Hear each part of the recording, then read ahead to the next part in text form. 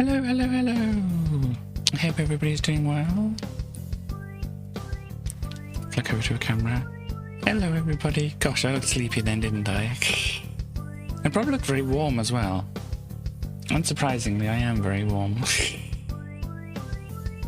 Roughly around 29 degrees C in here. I don't know what that is in other things. Let me actually do a check here. Try to be accommodating. Let me see. What is 29 C in F? There we go. Hello, stars. Apparently 84 about. And hello, Starly. 84 Fahrenheit apparently in here. Or 29 degrees C, as I say.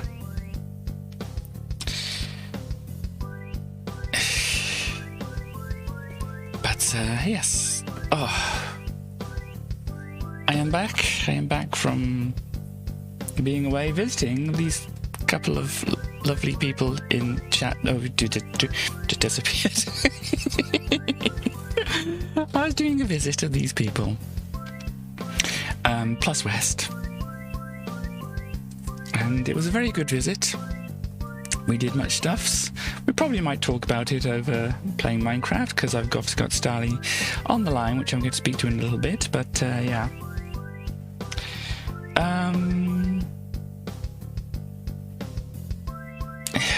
Gosh, I was wondering if there's anything else I wanted to say at the moment, but yes. Warm, so fan coming down here and stuff like that. Oh yes, I wanted to show, because I went to see them, I got a nice present. I put on the chair so I wouldn't forget it, and I obviously sat on top of it. But I got a lovely present from them. It's this little thing here. Oh gosh.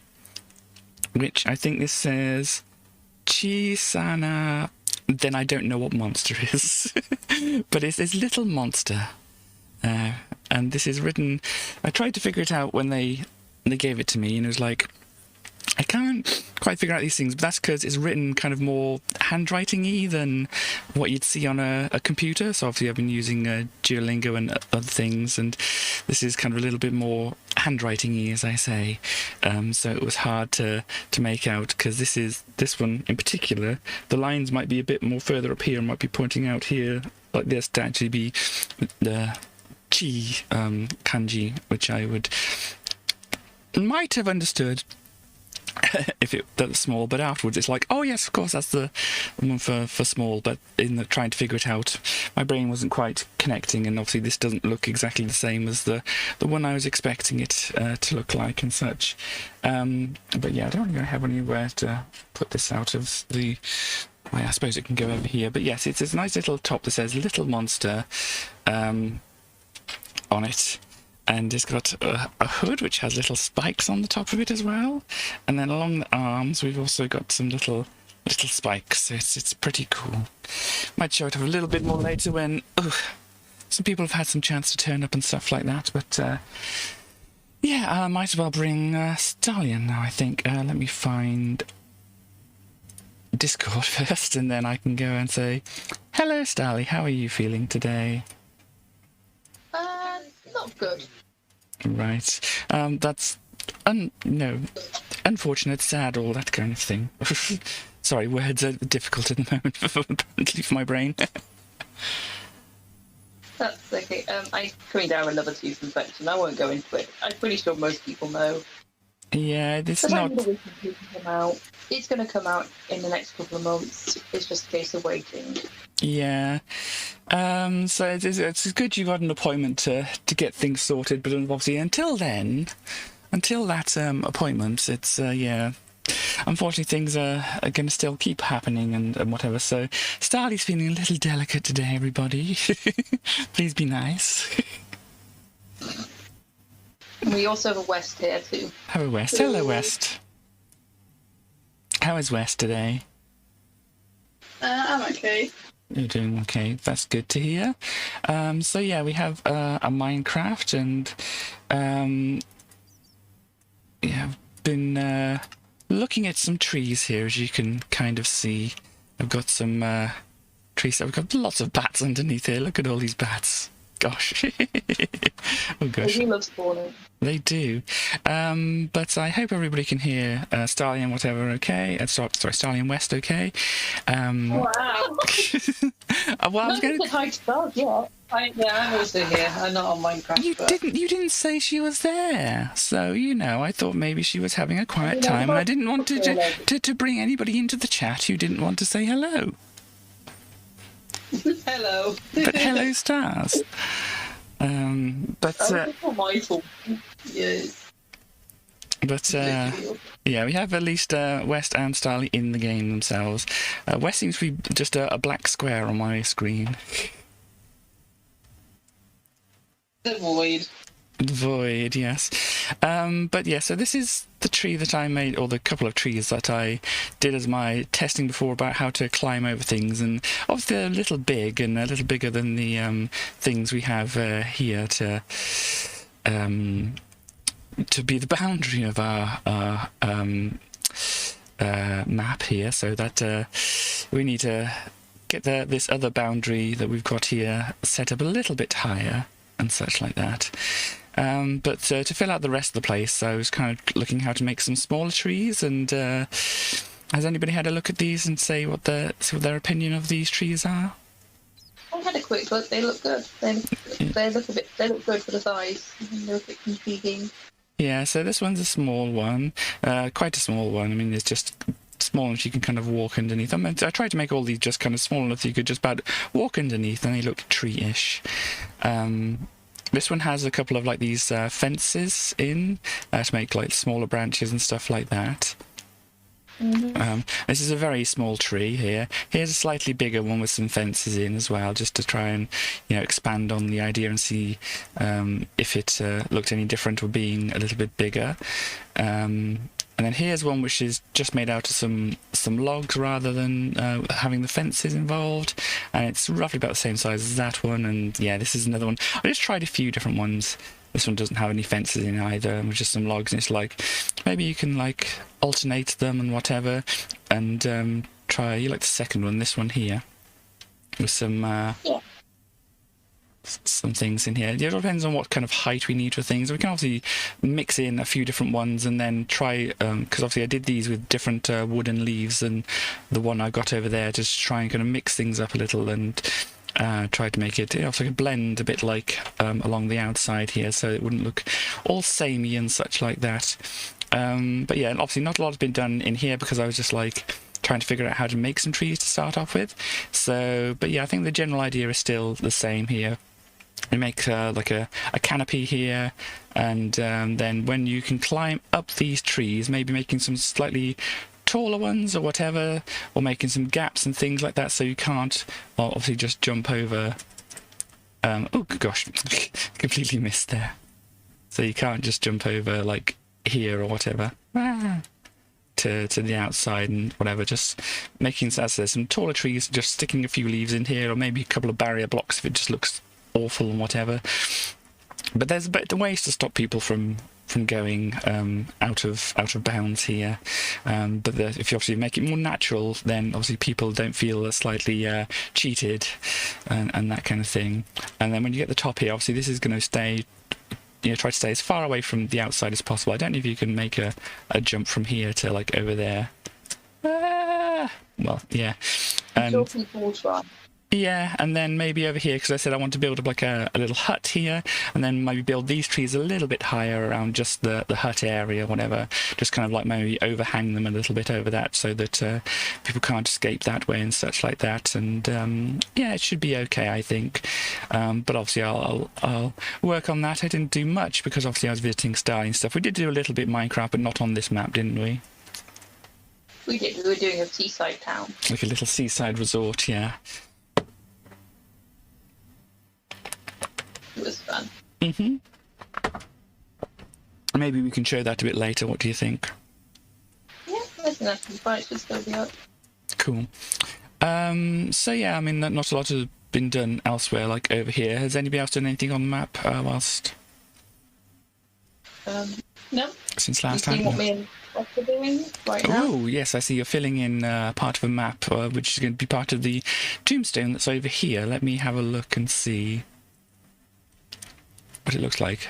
As we're just filling in most of the background, I'm guessing, at the moment now, yeah? Yep. Yeah, so then there's going to be some kind of like epitaph or whatever there, isn't it? They put on gravestones. Yep. Cool. So we'll have some actual proper gravestones. Yeah. So, I mean, obviously you're doing that at the moment, just filling in a bunch of things there. But You're mostly just before we're waiting for you, I'm going to be honest. yeah, that's fine. But we also were kind of planning out what kind of things we wanted in the mansion and such like that, weren't we? You did send me a very long list. I have a long list of things, so I'll go to the mansion at the moment and we'll see what we kind of have already set out. Because we already had a look over this last time and whatever, but it's good just to refresh our memories. We'll kind of have fly above and around, so obviously this whole wing here hasn't got anything here. We've got a little courtyard thing with whatever this is in the window that's poking its tongue out through the window there. And we have a lot of rooms up here, but then we have some kind of empty space up on this second floor here. If we actually go down into the mansion, we can see what's on the bottom floor and this other wing over here. Yeah. Oh, it's been added to. It's got some lily pads for eyes and such like that, just going bleh through the window.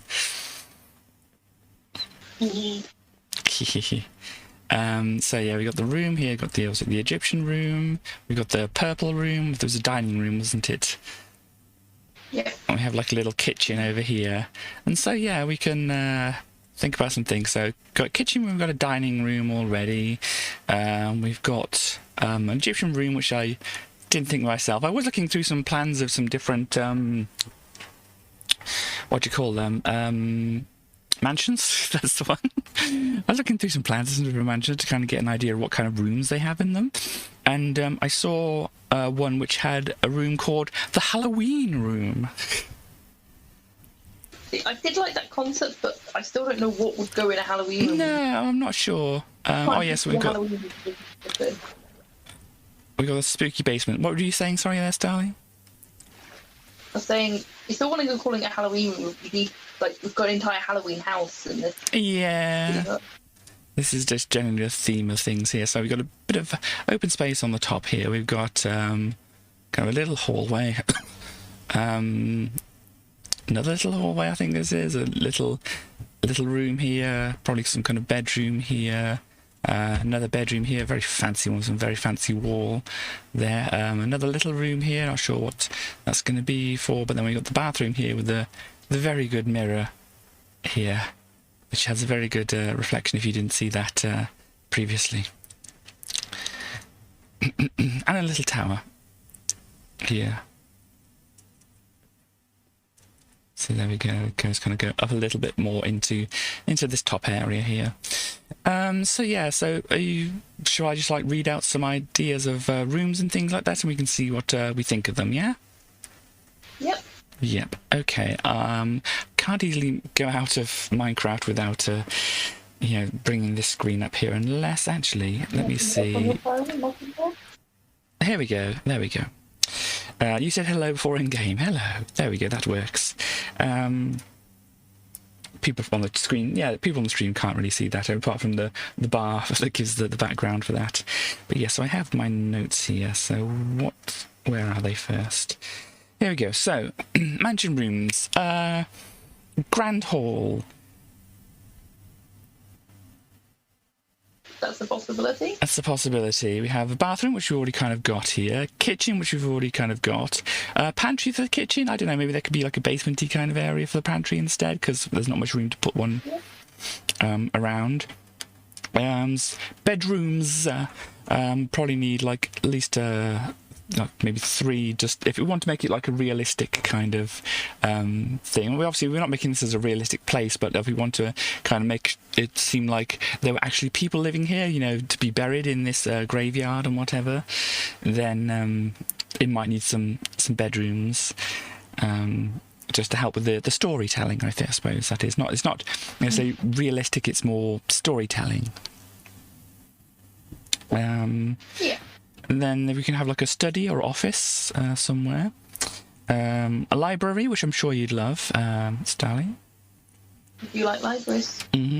I've got some things like we'll kind of like put together because they're like similar things here. So a living, sitting, or family room, which we could do as well.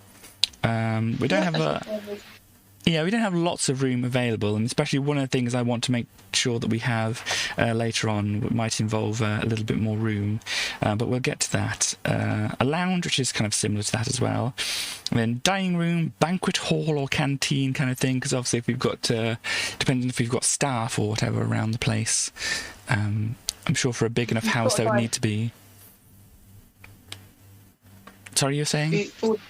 We've already got a dining room. We've got a dining room, yeah. So maybe we'll keep it more simple because we've only got a small area to work with and whatever with that. Yeah, I think there's no reason to overcomplicate it. No, I mean, this maybe we can't put this in this place. If we got a little space, maybe we can. But I was thinking like a greenhouse or some kind of like plant room might be nice. Possibly maybe. I'll put that in a maybe file. Things like a solarium or a conservatory, big open glassy kind of place to get some sun without being outside. Not really space for that, I guess. No, I don't think so. Yeah, or kind of like an extension over between the mansion and the what do you call it? The stone circle, maybe. But then, maybe, yeah. I think that's overcomplicating it again. A little, yes. So then we have like maybe a patio. We got kind of like a patio or veranda, haven't we, going around the front here.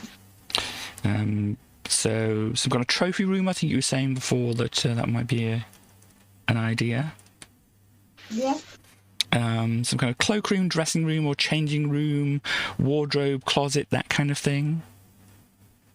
Yeah, I mean, that will be part of bedroom space. Yeah. There are also these things coming up called like chambers or just rooms, which I guess is like not the bedroom, but the specific private rooms of particular people. But I don't think we have enough room for those kind of things, really.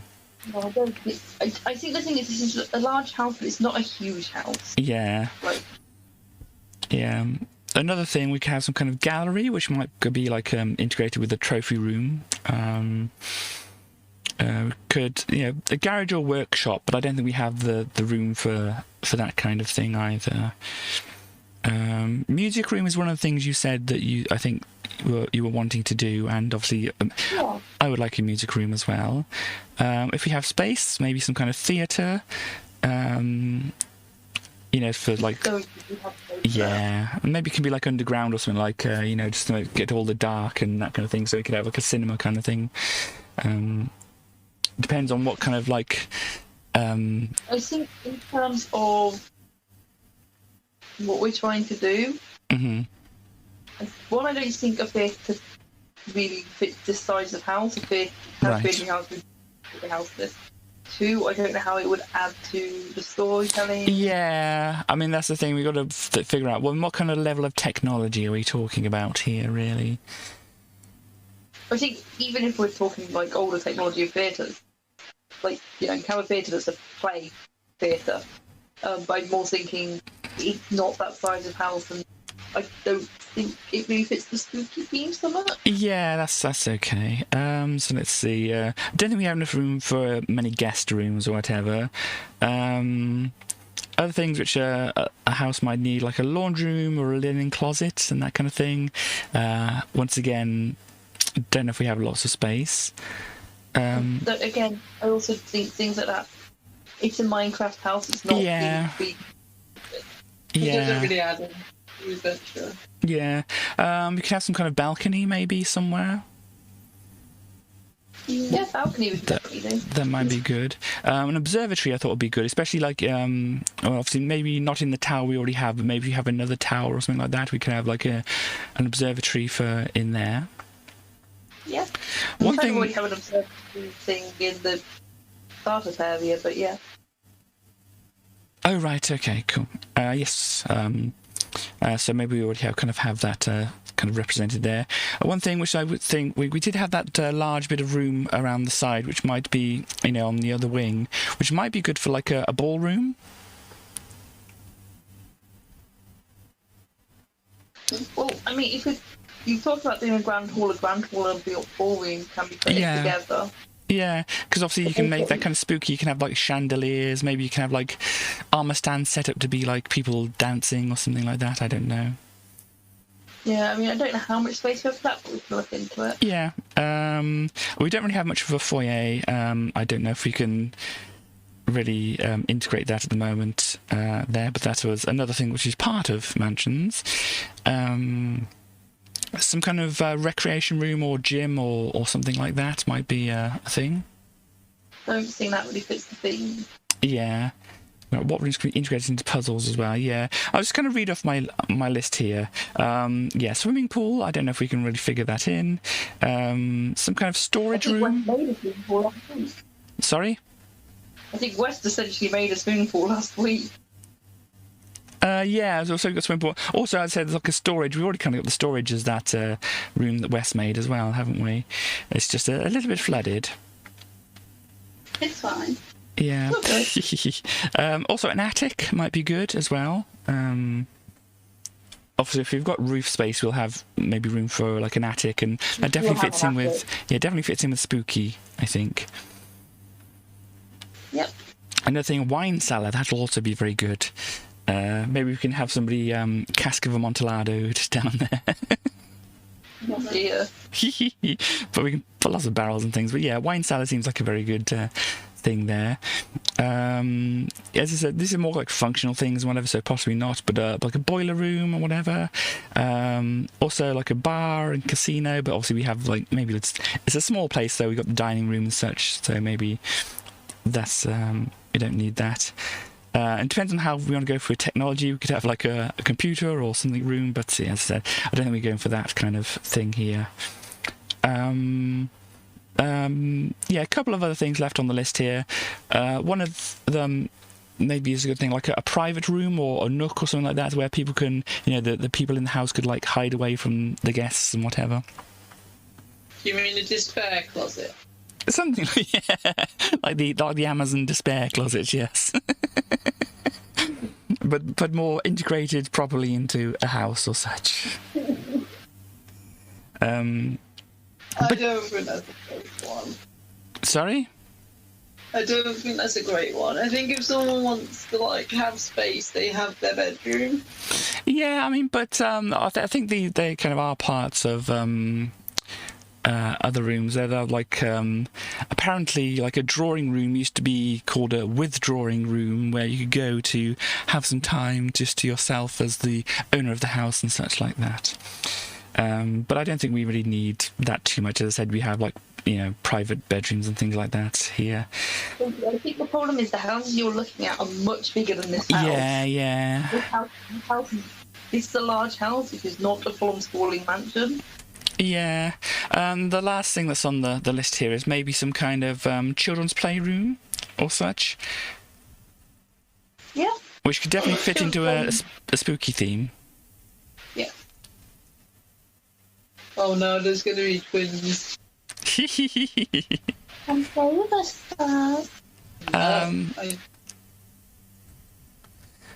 But yeah, so those are the ideas. And as I was thinking, like maybe like some of this, like maybe a larger portion of this lower floor on this wing here could be like the dining room, or not dining room, ballroom or grand hall or such over here. Yes, but there's also you wanted a sitting room and that as well, so that would also have probably one on the floor. Yeah. So maybe it can be. Yeah, maybe it can be like a smaller kind of ballroom or something. Hello, Chaos. Nice to see you today. Hello. Hi, Falcon. But yeah, I was thinking, because if we had like a ballroom or grand hall, something like here, then obviously it could open out into like the little courtyard area we have at the back here. Yeah. Because that'd be good for like people if they were like doing dancing and oh gosh, I'm feeling so hot and maybe going to faint. I need to go outside into the courtyard area, and they would come out here. That sounds I think one thing that's worth considering is the type of outside of the house we've done is a very I'm going to say American Gothic, even though it's not exactly that. And a lot of the rooms I wanted to put in are not the kind of houses you find in a large American Gothic house. They're like, Right. I don't mind being a grand hall / ballroom, but this is not that kind of house. Right. Houses in it. Okay. Like, I'm not saying it's I'm just saying. Yeah. I think you just. There's two different types of houses you're trying to do, Right. and they're not the same house. Has my research failed me again? A little bit, because what you're talking about is a sprawling country mansion. It's going to have, like, grand halls and ballrooms and the theatre and stuff. That's more like National Trust house property. Yeah. Whereas the house we've built and the size of house we've built, because the original picture sent me, are more American Gothic mansions. Definitely smaller. Right, okay. So maybe we won't have like a ballroom, but grand hall, obviously like entertaining area. They probably would have something like that in a larger house like this anyway, wouldn't they? I mean, what you're talking about is a sitting room. Okay. So yeah, maybe like the sitting room or whatever can be next to the, as I said, the outside area at the back here, just so people can get a little bit of fresh air and whatever, or if they need to go out to smoke or something like that, then they can do. Yeah, we've also got the sort of patio area for people to go outside too. Yeah. So maybe like have that sort of like just have the one point and maybe put like a picnic chair or something. Sorry, I didn't catch the last part of that. Maybe just have like it sort of drifting out and have it just like a seating area. How they look and things. Maybe we need to like sketch some things out on the building here for me to understand how that's going to be laid out and such like that. But anyway, I don't want to be ignoring Chaos's comments here. Chaos is saying, I hope you're well. I'm sure that's directed at me and everyone. I am doing fairly well myself. Thank you very much, Chaos. As you probably know, I went to see these wonderful people that I'm on the call with in the past week and such, and we had a good time, didn't we? We did, it was very fun. Yeah. We had cake, was that? Yeah. Yes, it was a very good cake. The cake is posted in my Discord if you want to know. Oh, and pizza. Oh gosh, Chaos. Well, I care about them. Geez, thanks, Chaos. Well, that's exactly the kind of comment I expect from you, Chaos. Exactly, yes. How can you tell me after I shared with you the wonders of the Mickey Mouse rap album? Wow, that sounds amazing. But yes. I'm kind of hoping that Chaos may do a video on it, because it is quite amazing. But yes, to get into some other things here, yes, Chaos or anybody who's joined later on the stream, who's lurking, whatever. Starly currently isn't feeling great. I mean, she has some kind of continuing problems with ear infections, stuff like that. We won't necessarily go into it, but it requires a needing to go into a dentist to get some things sorted out. But that's coming up on the horizon. So yes, as I said, It's quite really so hospital to get it sorted out. Let's just be clear. It's not just a standard dentist. Yes, sorry, I forgot that. Yes, I forgot that part, sorry. So yes, Chaos, if you can be a little bit kinder to Starly, she's not the greatest or feeling the greatest at the moment. And I think Western stars are feeling okay. Yeah. Yeah, well, I very sleepy. Yeah, I mean, I can understand the very sleepy. That's definitely something I can understand and such like that. But carrying on with other things, apparently, according to Chaos, dancing is illegal. And the best place, the best place to smoke is always inside with closed windows, with as close as possible to other people. I'm very excited to see what we will see in the future. See what we will see. Chaos's comment. Oh, sorry. I've got. Yes. I'm trying to keep up with the chat here. It's been a week, you know. So yes, you have no idea or stars, you have no idea what your actions have done, and it is far worse than a Mickey Mouse album. Oh gosh, oh no. Well, I say oh no, but that's kind of like I don't know. I don't know how you'd explain it. But it is not necessarily a negative oh no.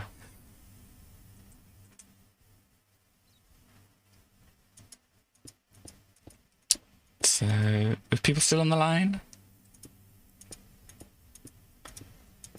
Hello, I think I've lost you. Yes, we're back now. Ah, you're back. Hello. Yeah, so, I mean, I'm sure you can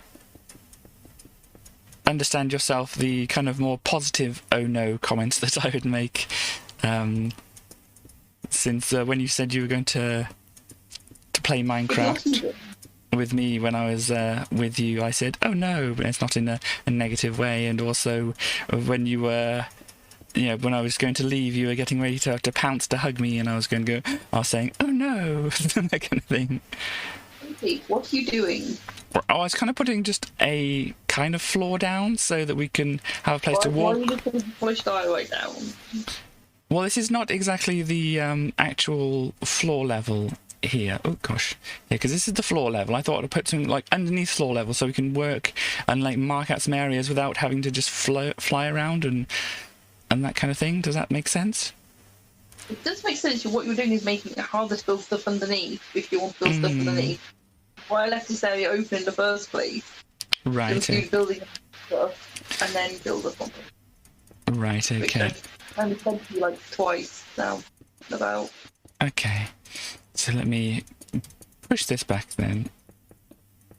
Like so.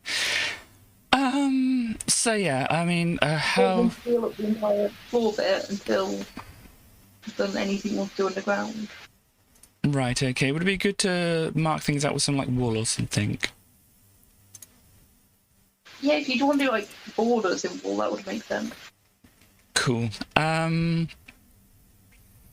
So, just kind of like as a rough border here, obviously where it makes some kind of sense to make like a larger hall is over here. Obviously this can be moved around and such like that, so this is not a final kind of thing. Are you okay to take over the narrow green room?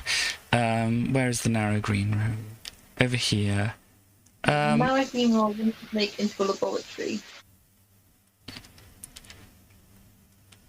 I would be happy to put that stuff in, or is there another room I want to take over? What kind of room do you want to do? I was thinking, for that one I was thinking kids' room, maybe do like nursery or something somewhere. Yeah, so, yeah, this one might want to be like the nursery / kids' room, because it's like creepy colours. If you want to take over this room, then it might work a bit better. Yeah, that looks good for a creepy child's playroom and such like that. Okay. Or bedroom or / playroom or whatever, but basically children's room.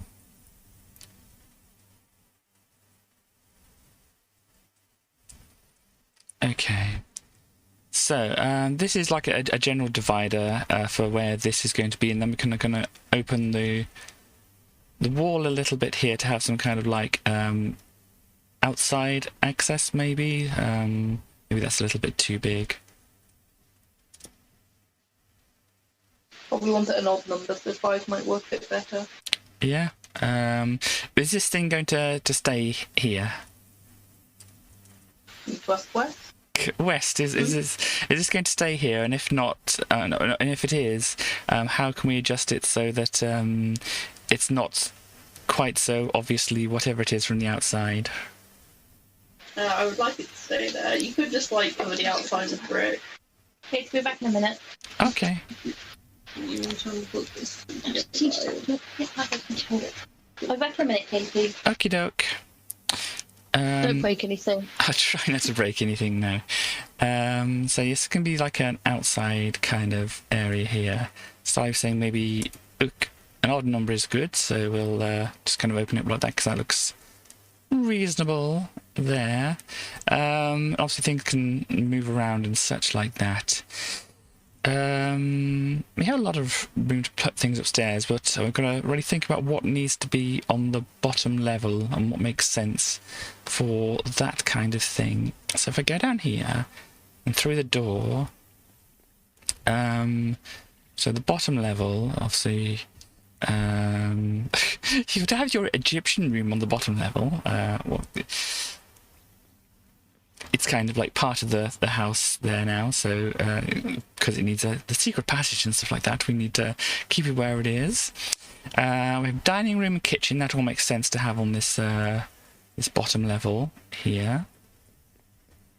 So let's see, that is that room here, and through here we also have whatever this room is going to be. I'm not quite sure actually, but it has a way going down into the the flooded basement thing here. We have this friend here in the window.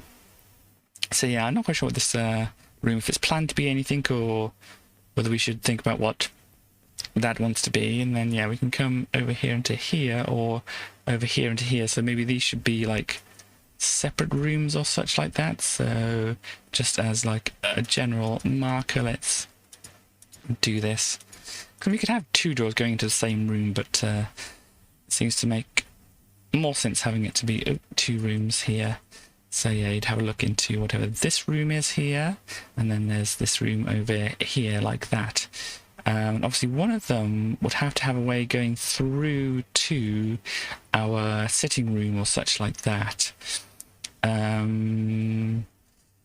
I'm not sure the best way. I mean, maybe this can be some kind of corridor going down here or something like that. A bit like this.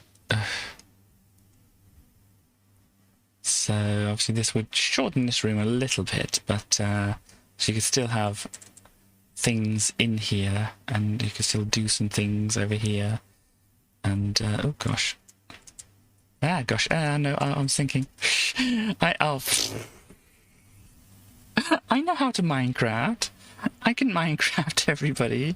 I can Minecraft with the best of them. Oh gosh. Let me just fly up and around. Gosh. So, my thought here was to just test. So you come into the place, you go, oh, this is very nice. Obviously, you come into the place. I don't know where you'd come in. Probably over here. Like down here. This is the way you'd come in to see the mansion and whatever. And you go, oh, I'm coming in here. I'm going to park my horse in the stable here. Then once you've done that, you come up here and you go, oh gosh, there's the mansion on here. I have to climb up some stairs and such to get into here, and walk through the creepy graveyard and past the fountain and such like that, and then walk up into the mansion here. Is that people back there, by the way? I'm back, yeah. Sorry? I'm back, yeah. You're back, okay. So I was just kind of doing like a role playing of somebody arriving at the mansion who wasn't you know, actually living there, or who maybe was living there, but this is the way you'd normally come in, I'm guessing. And then you'd come in here and you'd ride your horse, or just bring your horse up into here and then stable them in there, and then you come up here and you go, oh hello, this is a very nice thing. I'll walk through the graveyard and past the fountain, and then over and up here, up the stairs into the mountain. Does that seem like the way the visitors or people would come into the house? Seems accurate, yeah. So when they come into the house, they're like, oh yes, this is a nice foyer area, whatever. Where can I hang my coat? I suppose it doesn't really matter where they can hang their coat, they can just throw it on the floor. No, there's probably, you know, we don't need to worry about that. This is the spooky room, which is right ahead of them. I'm not quite sure. Did you have an idea of what this room would be here? Friendship room. Sorry? Friend room. Sorry, I'm not catching. Sorry, I'm not catching it. Can you type it or something like that?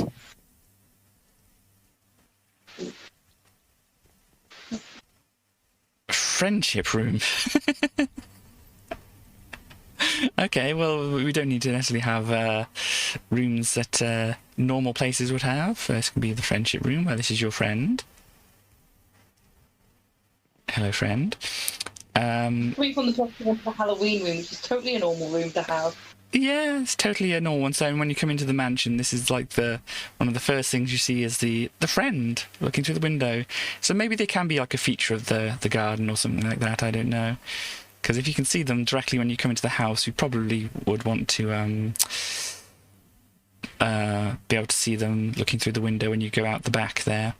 But anyway, you come in here, you've dropped maybe your coat off somewhere or something like that. Maybe there's like a little nook here, like here. Maybe we can put a standard for all mansions. Yes, the friendship room with the friend looking through the window.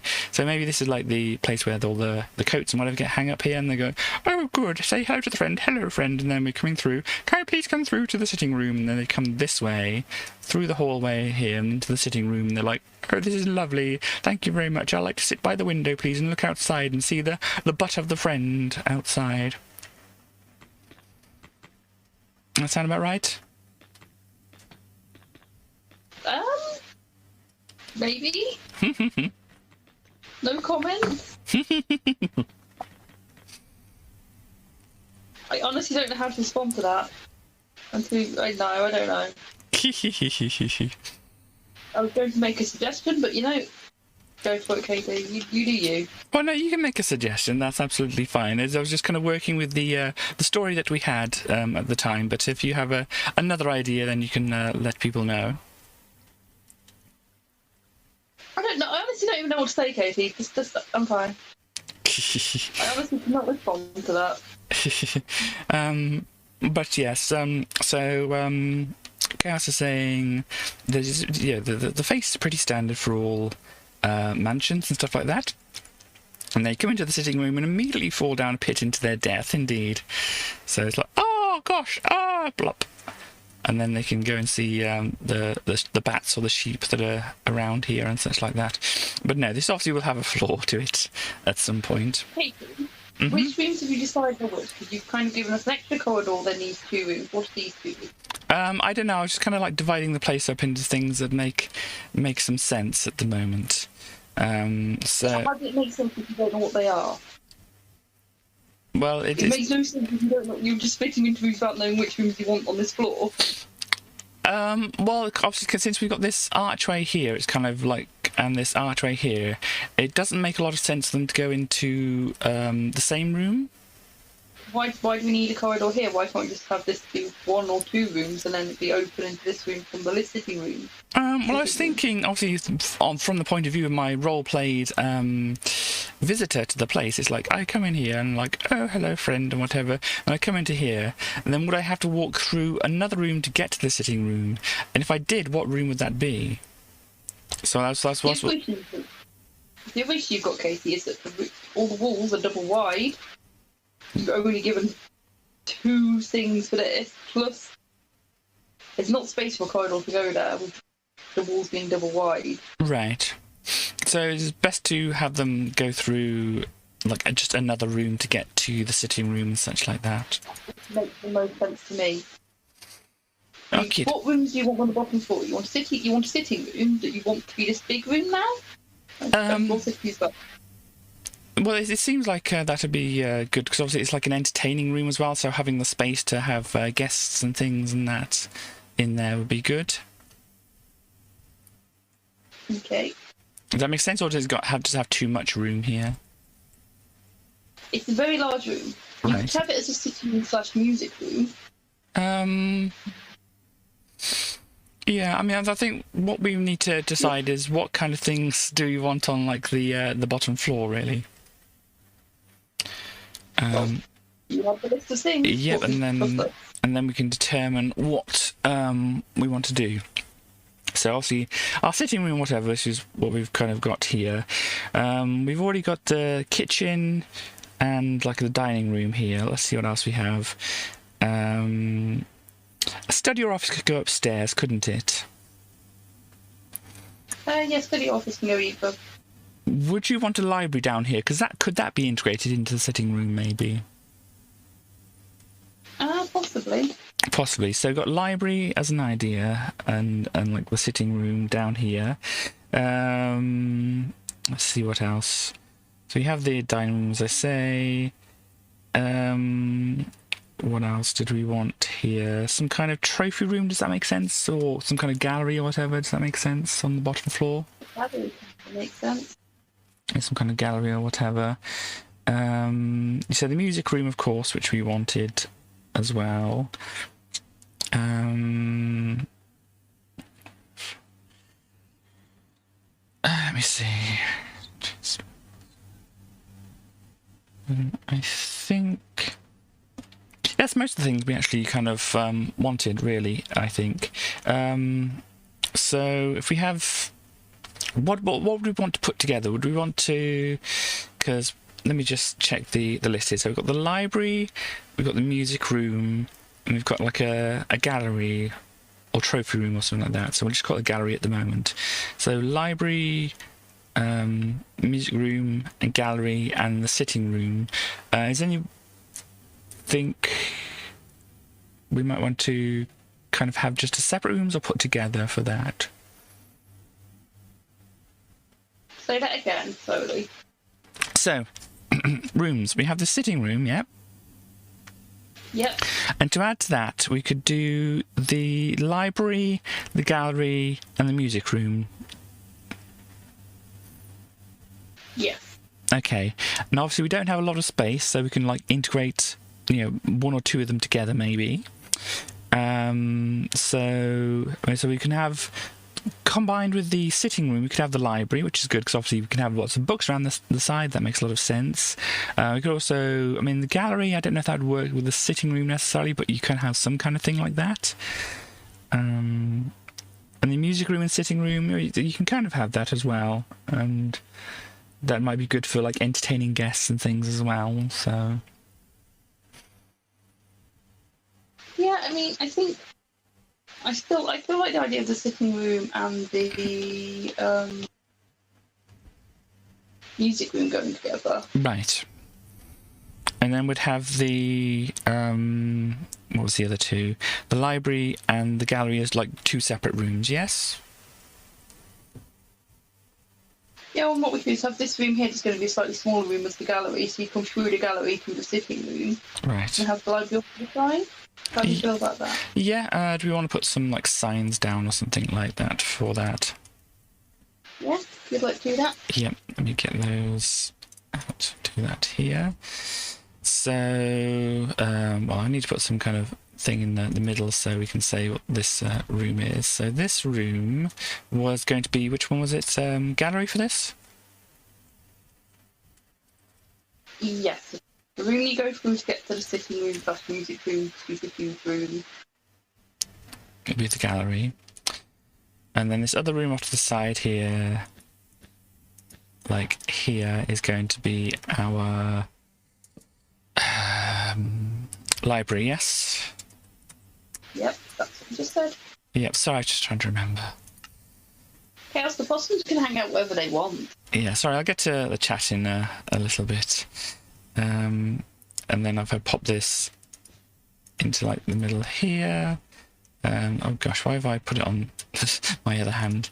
And oh gosh, it's not the D room. No, this is the sitting and what was it? Music room. There we go. So that can kind of like flag out what we're doing. So let me just catch it with the chat here. You like the mansion where you fall through better. That's yes, of course. Every mansion needs some good lore, indeed. And Chaos wants to hang out with the bats, of course. Chaos also says, guests, you are the people. What if the bats were in the room instead and the bats wanted to visit?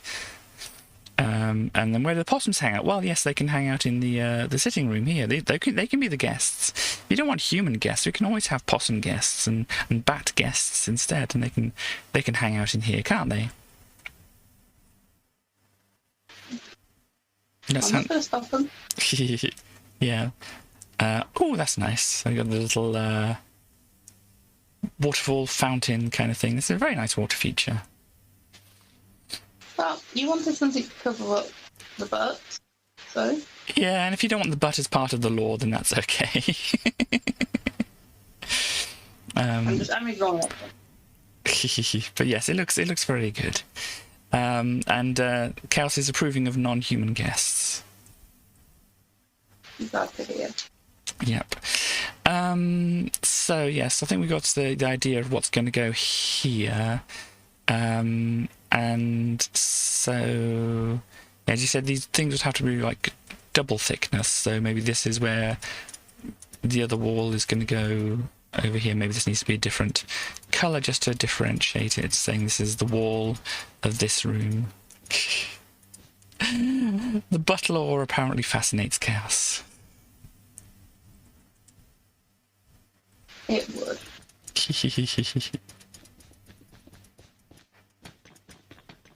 Gosh, these walls. These make some interesting sounds, these do.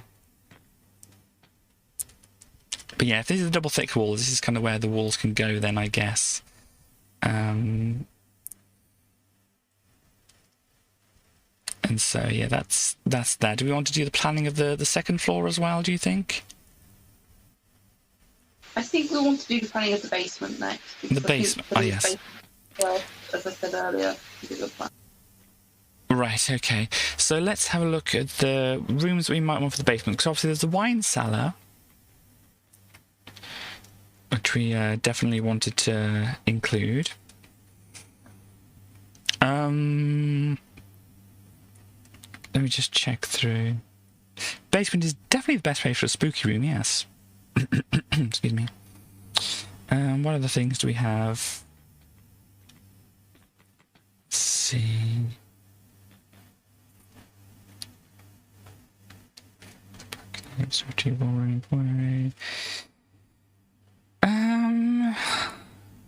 I mean, I think we've got most of the things that we're saying would actually fit in this house already, apart from, like, obviously you've got the flooded, like, archive or storage room, which Wes has created, then the wine cellar, I think, unless you wanted to put a pantry or...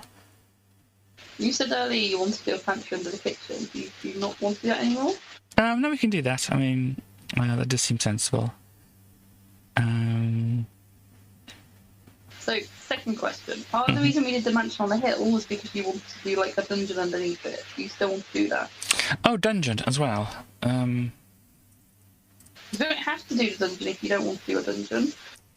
Well, The whole reason we put the mansion so high up was so that could go under the mansion.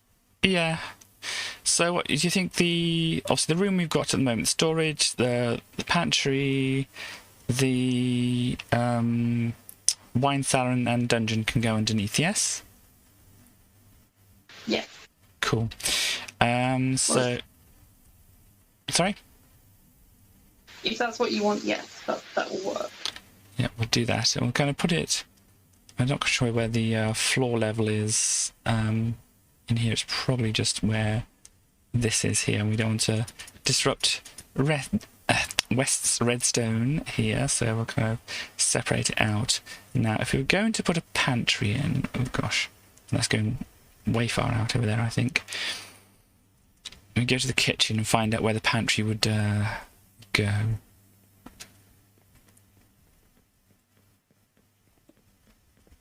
So, where do you think is good here? Doesn't really matter too much. Probably want the entrance to be at the side. Yeah. So, do you want maybe in this corner here? Do you think maybe? Seems like a good place for it. So, underneath here, then would have some stairs coming down somehow. We can figure that out. And that is the edge. That is, gosh, it's very dark down here. I might get some lights. What's good lights? Sea lanterns are good, aren't they? Yeah, unfortunately, you have to wait a few more days for the light bulb. Yeah, it would be helpful here. But if we light some things up around here so I can see where the edges are of all of this and try not to break anything when I'm doing it. There we go. This is way in the wrong place if I'm thinking of that. I don't know why I decided to start building over there, never mind. So yeah, to put some around here just to be able to see the space here. But yeah, the light blocks look very, very, very good. And there's a possibility, I thought, I mean, I don't know if anybody else has brought up the idea, but there's a possibility, obviously, the light blocks could actually help with, you know how usually when you got vines and stuff, you usually put string underneath? Maybe like the light blocks can help with that. I mean, we've got the barrier blocks as well, but then obviously that stops people. But if you put the light blocks down, people would go through them. Yeah, that might work. That could be good for that. So yeah, I'm just putting a few lights down here so we can actually see what we're doing when we're working down here. Why's the tick speed turned up really high? I must see. Is it?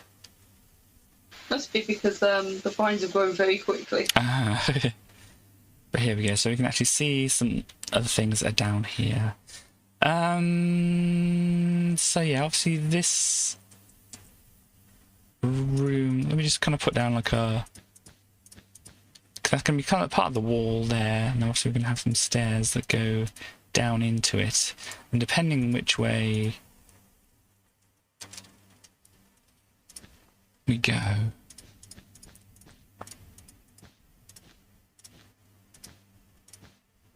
we might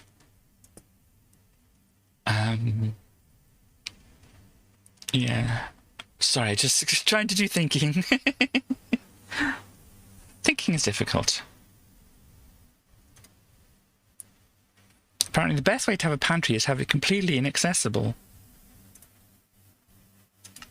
Yep, that is true. So yeah, the stairs are going to come down here one way or another. Probably, I mean, possibly down this way. So then the pantry can kind of be over here-ish. You just kind of build up an idea. So maybe pantry can kind of go over in this direction or something like that. Going to be back here. You don't want it going outside the realms of that. So as a sketch of an idea here, let's put that there and put some lights down so we can see where it is. So that'd be probably okay. I mean, it's getting very close to this here, but I'm sure that's fine. So we have kind of a general idea where the pantry is. We have where the flooded basement thing is here. The wine cellar, do you think that would come off the pantry? It could do. It's part of the same thing, yeah. Yeah, it makes some sense that it could do that. Maybe like at this back corner here, it could have like an exit this way, and yeah, you've basically got all your wine storage and stuff like that. We can figure out how it's actually going to look afterwards and whatever. It can't go too far. I mean, what's going on here? Because yeah, this grass here is actually this, so this is probably going to have to go a little bit further down to actually make any sense. But that's fine. So yeah, maybe we can have the wine cellar kind of just be like here. Where do you reckon we could put the dungeon then? I mean, does it matter where it is relating to the things upstairs? Yep. Not necessarily, but you need to remember we need to find ways for people to get into the dungeon. Yeah. Remember, we're not just building a house, we're building a puzzle. Yeah. Remember what Wes said earlier about thinking about how things relate to that? Yeah. Maybe it can be something to do with the friendship room. Could be.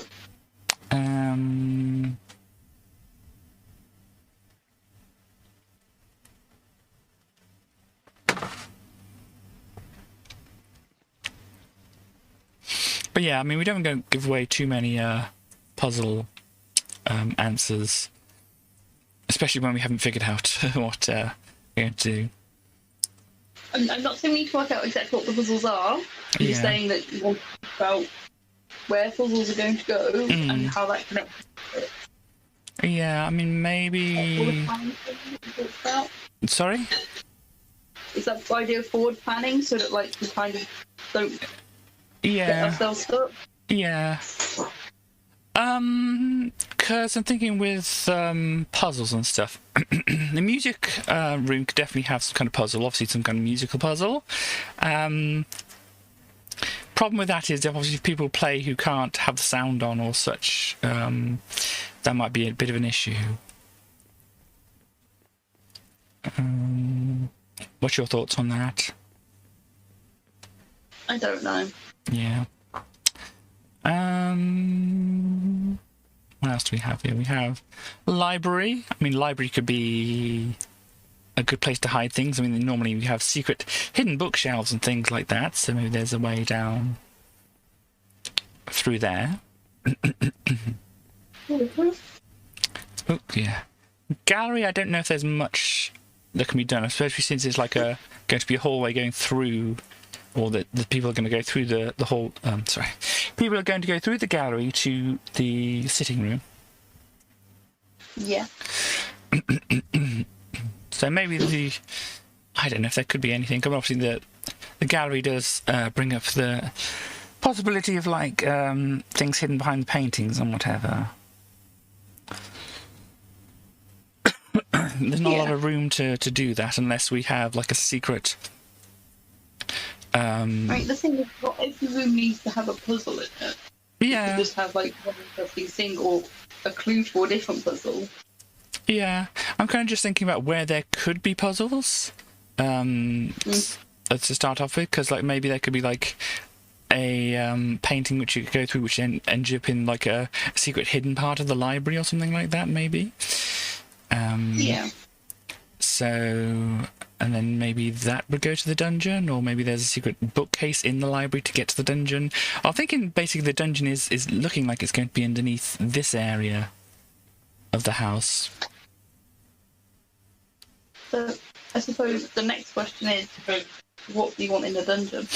Yeah.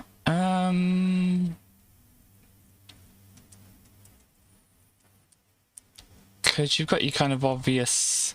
I mean, if this is like a spooky torture dungeon or whatever, then, you know, things like racks and chains and things like that seem to be the thing that you'd want for that. Yeah, I mean, I've been in a dungeon like that before. I think you could put stars in the dungeon. Sometimes that's the best place for a stars. So yeah, underneath here somewhere.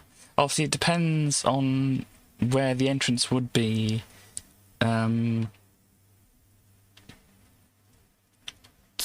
To where you go into it.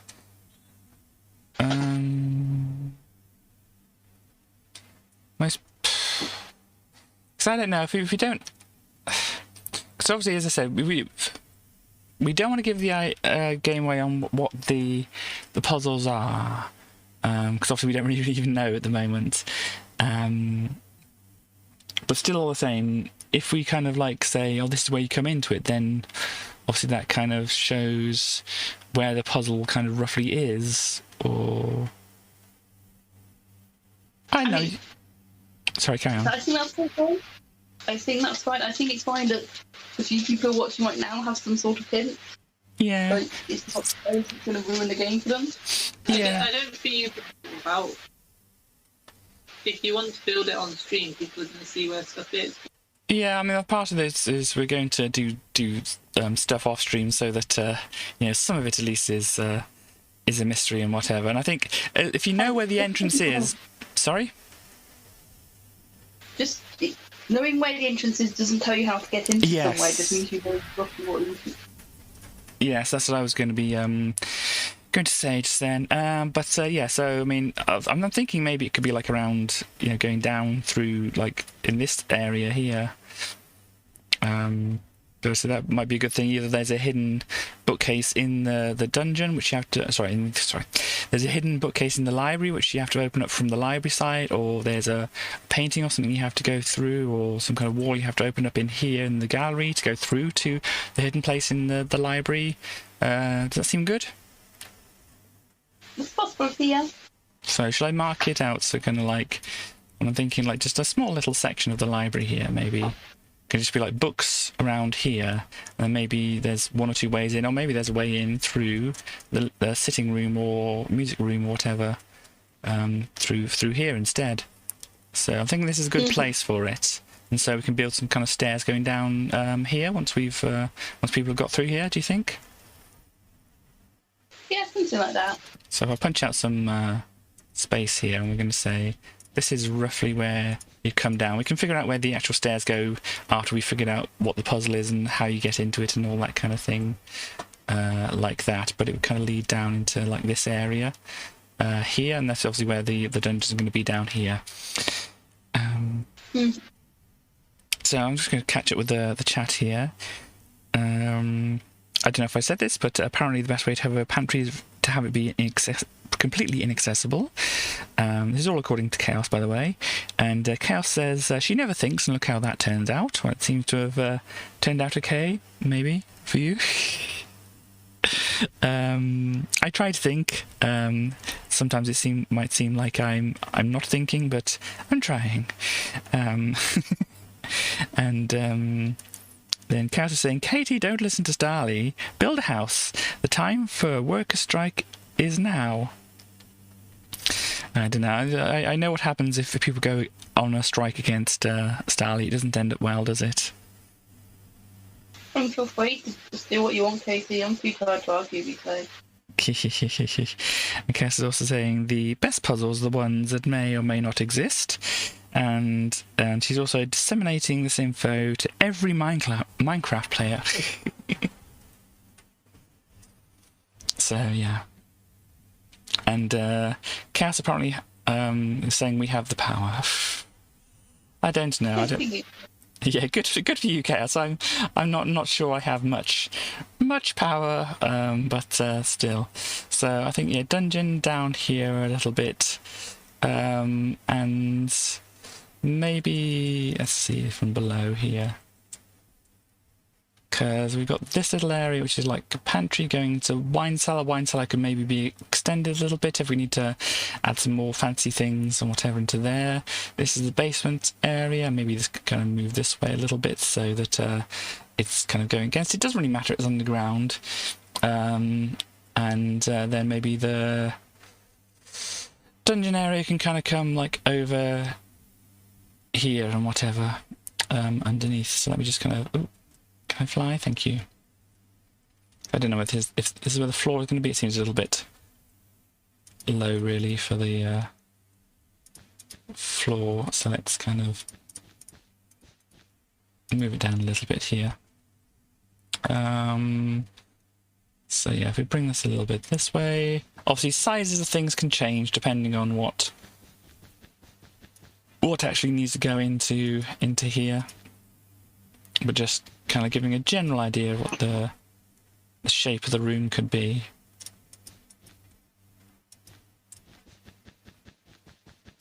And kind of come across here and over there like that. So that's, you know, some space which can be altered in order to make a dungeon. Obviously then we have some more space around for maybe some secret passages and things. So I did say that maybe we can have some secret passages going underneath here or such to get to different places. Yeah, I remember you saying about wanting secret passages underground. I'm not sure how much it's going to work because obviously these things are going to be a bit far apart and there'd have to be quite long tunnels to do so. And obviously the puzzle, it would have to make sense with whatever puzzles we have sorted out. Because this is underneath the swamp here. Frog. Yeah. And then where is my... You know, I've got to fly out. I'll find out where my tomb is. Let me go over here.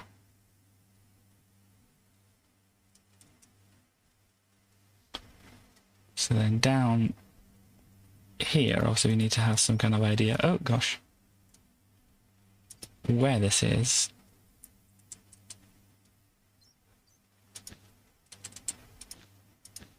If you want some kind of spooky thing underneath the tomb, I'm not quite sure how big that's going to be or whether it's just going to lead to a tunnel or whatever.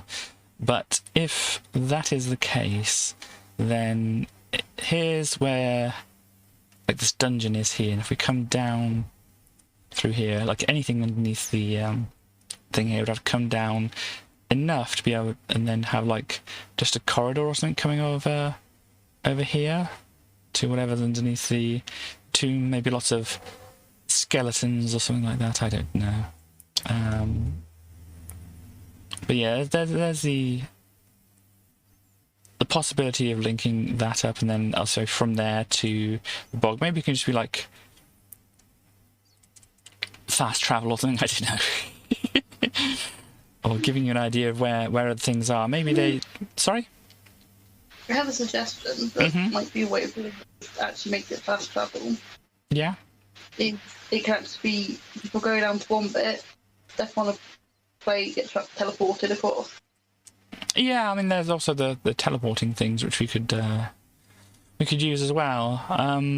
But yeah, I mean, there's that. The other idea I was having while I was going through is that maybe that these areas have tunnels and things. You can go down the tunnels and whatever, because maybe they're like sewer tunnels or something like that. And you can come here, you can see that there's something through here, but you can't see...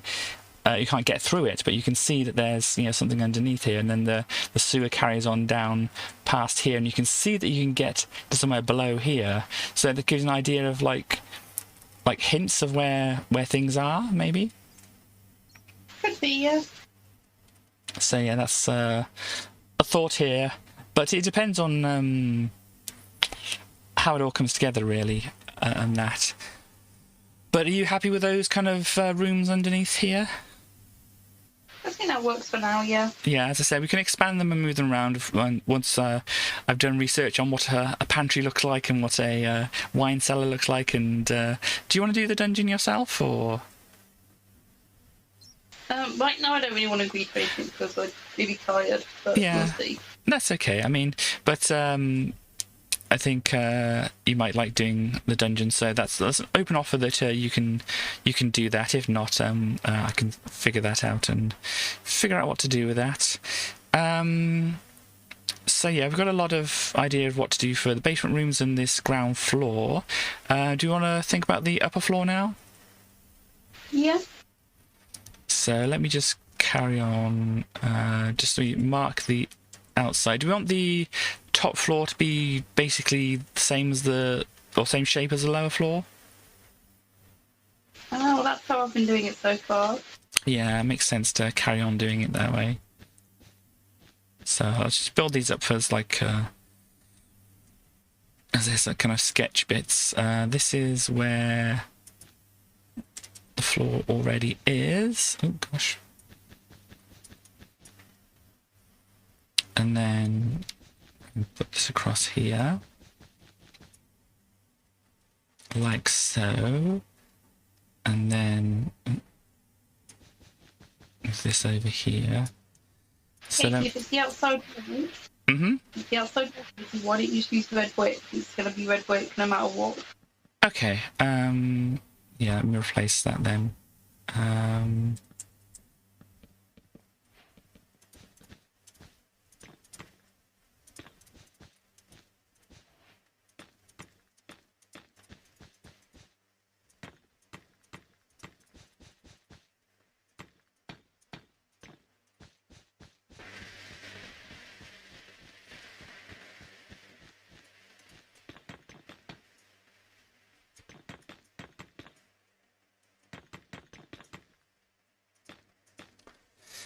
We can do this part as well.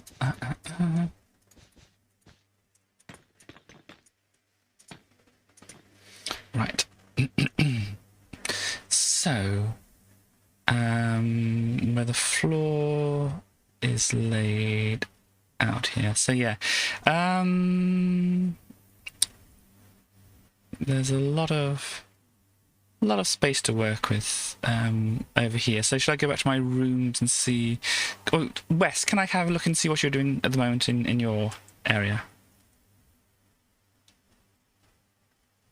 Hello? Well, Hello, Wes, can I come and have a look and see what you're doing? yeah. Cool. So this is the spooky children's playroom. It's looking very good. Yeah, like... It's not very spooky at the moment. Sorry? Not terribly spooky at the moment. Just to Well, be honest. it definitely looks like a children's playroom. You've got the creeper up on the wall, so maybe that's a bit scary. But a little book. You've got some stacks of books and things like this. I like the bunny rabbit thing here. It's very good. And I think rabbits normally have red eyes, don't they? But it looks especially sinister here. Yeah, Oops. I saw you had like a Rubik's Cube thing. Was that not working?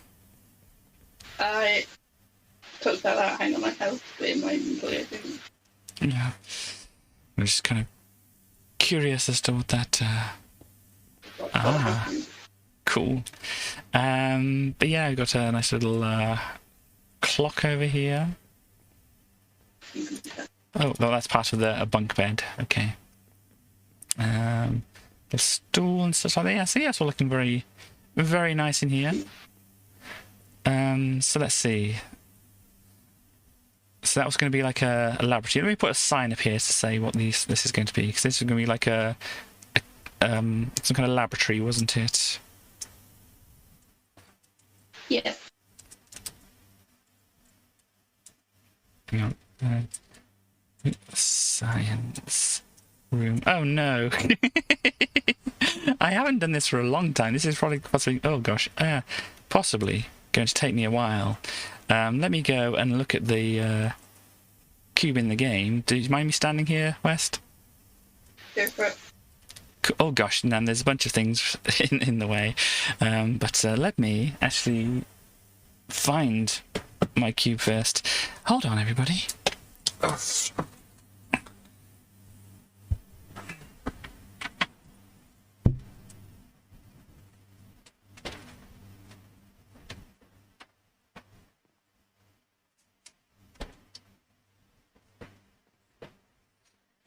I can also do a little show and tell of the thing. Me? Show and tell? I know we haven't had one for a while. But I can certainly do a show and tell of a thing. But first off, we might need a camera. So thanks Starly, West and Stars, now I have this, but I do have a very fancy fidget spinner, which is also... I am cute! Oh my! Chaos is stepping up the compliments game. Good. My word. Well, thank you very much. This is fancy. Yes, I know. You can do this and you can like play around with it. It's like a double fidget kind of thing. It's pretty cool, and if you want to, you can try and like offset these things, but it's a bit dangerous because you might take your fingers off doing something like that. So yeah, then you've got the edges, which are different colours and whatever, and then you have to try and solve it. So I'll try and solve this one first. It's not quite a cube, but we can get there. So, I mean, what we've got to get these things the right way round, and unfortunately, the middle bit of here, this side is white and this side is white, so you've got to guess which side is the correct side to do for white and which is the correct side to do for yellow. So if I get the cross here as the white, it needs a red up here and the red is down there. So what we want to do is kind of, well, we move that out the way first, move this down, that back over here, and this up. We've got the red here. Oh, we got all the colours right around the outside, and it looks all good from the front as well. There's also a way to cheat with this, because you might see, I mean, I don't have the focus and whatever working on here, and I don't really want to set up the other camera. You should be able to see enough here. But if I twist this, it's very interesting, because you think, how is this piece actually staying on? Because if you think about it, this can like twist like everywhere and whatever. So all these corners, it's like they have these very tiny little bits going down. Oh gosh, I don't know if you can see it, but basically is hang on, let me try and arrange things a little bit here so you can kind of see. I don't know, he's got this very tiny bit connecting. Oh gosh, where's the thing? Yeah, connecting it into this central area and whatever. And a way you can cheat with this is you can kind of twist these to here and just like twist this whichever way you want to. Just freely turn all the edges around and stuff like that. But it's a pretty neat thing. Nice little thing to just fidget around, play around with, and then if you feel like doing a little bit of mental solving, I mean, it's not very difficult to solve this one. It's much simpler than the full size thing. It is super neat. So yeah, I mean, you can just sit there and like play around with it, whatever. Do this, that, maybe just let it spin and like turn it around and feel the little gyro forces and stuff like that. When you get bored of that, you can just do a bit of a twisty thing, you know, maybe just like do a little twist. I mean, you can kind of get it into odd situations like this because that's going like that and that's going like that and whatever. That's not the way it's supposed to be, but there we go. You could probably kill somebody with it. I mean, you can go, ow, ow, ow, stop it. Ow, ow, stop it. Stop it. Excuse me. Oh gosh. And yeah, so you can fill the things around, and if you mess things up, you can try and solve the colours on it and all that kind of thing. So it's pretty cool. But I'm sure you want me to do a proper proper cube here, Starly.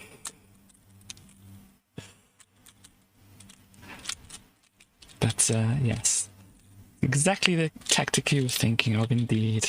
Are you there, Starly? I am, sorry, I was just doing something. That's okay. So you want to probably solve the full cube rather than the fidget spinner. Yes, no cheating.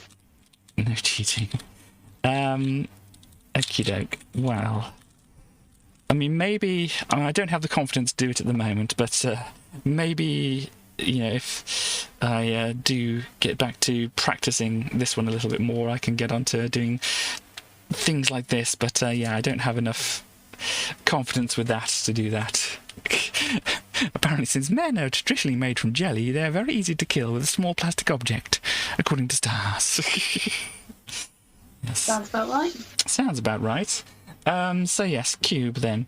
Yeah, I haven't done this for a while. I'm just going to do this kind of a slow way, really.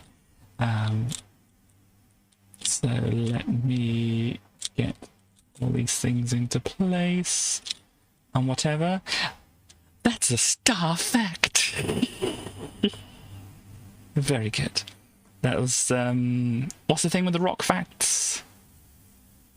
Over the garden wall. Over the garden wall, yes. Because I keep getting that confused with another thing. Was it Gravity Falls? Yeah, they're very different. In my mind, they're kind of connected somehow. They're both Disney Channel cartoons? Maybe. Okay, maybe they're not. They're not across Cartoon Network, so... Yeah. Who knows? Who knows? Brains just do weird things. Because I know I've definitely seen Over the Garden Wall. I think I've seen a bit of Gravity Falls as well. You have. I have. Thank you very much for reminding me. So yeah, this is the not difficult part of solving the cube, but since I haven't, you know, done a lot of practice recently with it, I am possibly taking a little longer than I would if I had some practice with it. It's this, oh gosh, yeah. These, because what I've done, if you couldn't tell, I don't know if I was holding it in frame or not, but I've done these two bottom layers and whatever. Now I've only got this top one left to sort out, and this is the bit which I might not do so well. I might have to look at actually the things about how to do it, but I remember how to get the cross on the top here. This one, yeah, I'm going to have to look this up because I haven't done this for a while and it's kind of gone out of my brain, but I can actually let people see what I use to look up things if I can remember. Let me just find out them here. I don't think that's actually going to help here.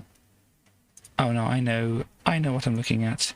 It won't be in here. Sorry, I'll be with people in a bit. I've got to find the bookmarks I made, and I made them on like my other computer, the Mac over here, which I could use to find it. But I've also got those bookmarks saved on my laptop here. So let me see. What I can do is I can find out. Oh gosh, maybe I can't find it. Oh no, here we go. This is what I want, I think. This one and this one, which will help people see. Yeah, these are the ones I want. So let me get this up here first. So if I go over to, where's OBS hiding now? Here, and over here I need to find my browser. There we go. So this is one of the things I've used. I've already done this thing of it, because there's this yellow cross was like just in a yellow kind of L shape, and you can use this here to sort that out, because it was in this shape here, and I did these set of moves. There is instructions on what these moves mean, not on here but on a different site or whatever. But I did these set of moves to turn this into a plus, and now I've got to do these other moves here. I've got to remember, because what I've got is, let me get the camera up here. What I've got is got the plus here, and then on the side here I've got these two here, and then on the opposite side I've got these two yellow bits on the side here. So these need to be flipped up, and these need to be flipped up, and also they need to be in the right place, because if I just flip those up, it's not necessarily, it's not going to be in the right place, because this is like a green side. No, that would be in the right place. They're probably, never mind. Yeah, this one would be in the wrong place, because it's orange on here, and the orange needs to go this side. Yeah, this is quite a good one. So if I go back over here, what I need is to find the one which had the things on the sides. Because soft Rubik's Cube, yes, it's quite nice. This one, yeah, it's called the Volk. I think I showed the box. Here we go. Here's a box. Let me do it. Why not? Since people are, or since Chaos Elise is mentioning about it. But this is the one, Volk 3. It's not going to focus because I don't have it set to focus here, but this is what it is by, gosh, Qi, I think it is. It's a Chinese name. It's Qiyi. If you look on any kind of place where you can buy Rubik's Cubes and stuff like that, you'll see Volk 3. Volk is the name of a person who I think at one point was the... You count as people. Yes, let's go with that. You're always people to me. Volk is the name of one of the people who used to hold the world record for that. The 3x3. Well, it's 3x3x3, but not people normally call it 3x3 because it gets awkward to say 3x3x3 every time you're talking about one of these cubes. So they normally just say 3x3. So yeah, he held. I don't think he holds the record at the moment, but then he might. I don't know. I could look it up, but this is already a derail. It's too bad Katie took that world record. I don't have any world records with a cube or such like that. But anyway, what we're doing over here, we go over here, is we look up. Actually, we're still sidetracking because this is actually the box of my old cube, which still works with movement and stuff like that. You can still do the fancy flicking round to make it faster to do things. Could probably use a little bit of lube to make it a bit faster to turn, stuff like that, but it's okay. The problem I was having with this is you can kind of see from like that side, nothing about getting distracted indeed.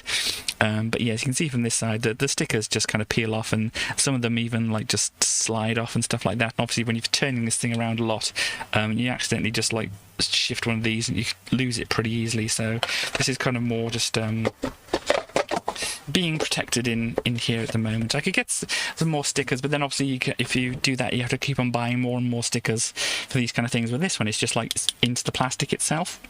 So it's basically the same brand. It's just like that. This is the stickerless version, and that was a stickered version.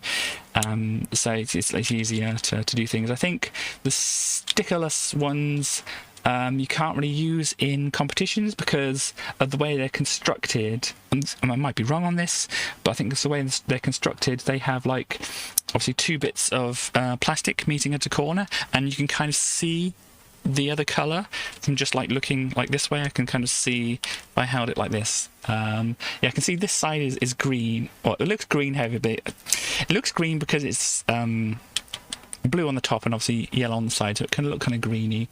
But yeah, it's you can kind of see like the other colours from like this side. If I like angle this slightly, I can see like this is kind of reddish. Yeah, so it's actually a red colour here there. So to stop you know, to have like a baseline of rules or whatever, they say you can't do that because I can see kind of easily this one's kind of an orangey colour there. Yeah, there we go. Over here and such like that. So you know, people could have an advantage over the other people who didn't have the stickerless cubes or whatever. So they just say basically to level the playing field, you have to have the stickered cubes. For like competitions. I think that's right. I mean, I haven't really looked into this thing. I just, you know, watched some YouTube channels of people who do cubing. Because technically this is not a Rubik's Cube, so they don't call it, you know, Rubik's Cube, whatever. They just call it a cube or a puzzle cube or such like that. But anyhow, so what I want to do, as I said, since I've got the kind of opposite facing things here, I've got this situation here set up. So I've got to do this set of moves, and so I'll go R, U, R prime, U, R, U prime, R prime, U, R, U2, and then R prime, and it sorts out the top here, which you should be able to see. There we go. So the top is yellow, but these sides still aren't sorted out. So what we do then, if I find my other thing here, is go over here and pop this down, get a load. I'm just following some instructions on the website. I did have that memorized at one point. At the moment, not so much. I mean, this is kind of silly. I mean, maybe it's my understanding of language and stuff like this, but this seems I can be very smart on some things and not so smart on the things. And yes, I know you're still on the line and whatever, Starly. How's it going over there? I'm doing good. I'm just doing a library. You're doing a library, cool. Sorry, but you did ask me to do a cube, and you know how distracted I can get. Technically, it was worse to borrow my phone to watch your cube, but I'm enjoying watching it. That's fine. But yeah, this thing's like, we value your privacy, so we slam this thing right up in your face. It seems... So, I'm human. Cool story. But yeah, I mean, we value your privacy. I mean, if somebody came up right into your face and was like, I value your privacy, you know, that's kind of what I'm seeing here. It's like, hi, I value your privacy, kind of thing, you know. And so this is kind of like just... It's not okay, Chaos. But yeah, this is what I see when I see these kind of things, is like getting up in your face and saying, hi, I value your privacy and stuff like that. It's like, no, you really don't. Let's disagree. So you can see my pointer here. So permute the last layer. This is what we have to do here. And this site here actually has some fancy animations for the move you have to do, and it's kind of step by step, and you can like go like backwards and stuff like that. It shows you what step you're on and stuff like that, and you can go right back to the start and stuff. It's really very, very fascinating. But what I've got at the moment, what I need to do first, because I've got the orange on the right side here, you can probably see the orange here, but this red is not on the right side, the blue is not on the right side, and this green is on the right side. So the way I've got to find out, the easiest way is one of these U1 or U2 moves, which I kind of did have memorized, whatever, but obviously this requires moving 3 things around. But what we can do, since we have these 2 that are in the right place here, but if we kind of shift it just over by 1, now this blue is in the right place, but this red isn't, this orange isn't, and this green here isn't. So now we have 3, which we can move all into the right place. So what I need to do is move this red one across this way to this red side. So I'm moving these 3 anti-clockwise. So we look for the one here. Oh gosh, get out of the way. Look for the one here which moves the things anti-clockwise, and we just do this set of moves right here. So we do the R, U prime, R, U, R, U, R, U prime, R prime, U prime, and then R2, and that gets then all our edges in the right place, as you can see from that. And then all we got to do is get these corners in the right place. We have this one. Correct. So then all we need to do is move 3 corners around, and oh, wouldn't you look at this? This has a thing for moving 3 corners around up the top here. So we need to find out which way we need to move things around. So we need to move this blue and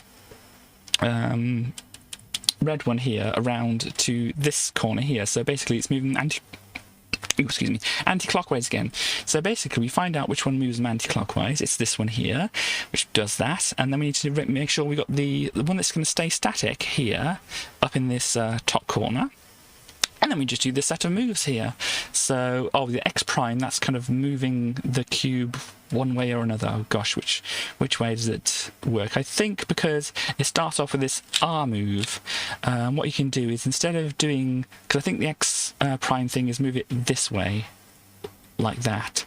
Instead of doing that, kind of the way I kind of did it, instead of moving it like that and then moving that like that, what you can do is hold this still and just move that like those two round like that to make it faster. I think that's the way to do it. So you do that, and then you do U prime R D2, so the bottom one 2, and then you go R prime U R D2 again, then R2, and yes, there we go. All sorted out. As I said, all these kind of things have fallen out of my mind of what I need to do, but there we go. Cube solved. Okay, Katie. Rather. Rah. Well, I was going to say, since you asked for it, but apparently you didn't ask for it, it was Wes that asked for it. Still following you along. Yeah, but basically all you need to know is kind of like, all you need to know, but you need to memorise these 4 sets of moves, which should usually help you out in most cases on the top layer here. This one's quite useful as well. That's quite actually a fun set of moves. I think you do did I mess it up? I might have messed it up. I'll sort that out later. But you do something like that. This moves things around. I should have just read off the instructions as they were on here, but never mind. But yeah, so I think these ones are mostly the helpful ones. There's other ones here which you can use to make things a little bit faster for you or in like specific situations.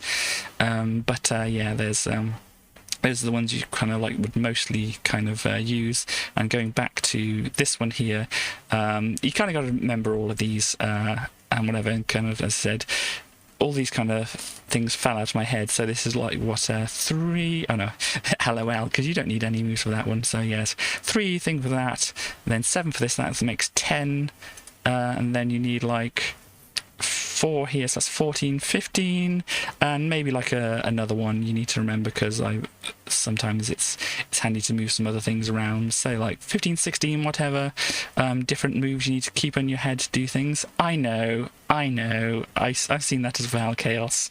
It's a thing, and yeah, I was not going to address it, but there you go. And if you're really interested in cube stuff and such like that, what hopefully this is going to work. Copy that there. What no, it's okay, it's fine. I mean, I'm kind of past the point now where it gets really, where I get really anxious about anything to do with coronavirus and stuff like that. I've got mostly over that now, since most of the what you call it, the bad things of at least in this country, most of the bad things have mostly passed. I know it's still a thing in a lot of areas of the world and whatever, but yeah, it's not as bad right now and whatever. So it's not as big a thing. Yeah, for this thing here, you can see that we've got a set of moves all across the top here. Let me You watched the YouTube video. Which YouTube video? Oh, for the Corona Cube, is it? Okay. So we've got this at the top. Let me get my thing back up here. So this is the move list of what you do to scramble it. So as I say, you got your D prime. Actually, this is maybe no. Your D prime is the. If it's like says U, it means turn the upper face clockwise. If it says U prime, it means turn the upper face anti-clockwise. The same thing goes for the bottom layer as well. So you turn that clockwise, anti-clockwise. The problem is that a U prime, you might think is the same. Sorry, U is the same as a D prime in what finger you use.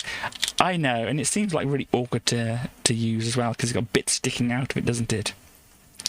But the U is like that and the D is like that. So you remember your D prime is like that and your U prime is like that because they kind of go clockwise according to you looking at the face and whatever. But anyway, so you've got your D prime, which is, gosh, because I haven't done this for a while, it's that one. And then you've got your R2 and then your U2, and you do these set of moves.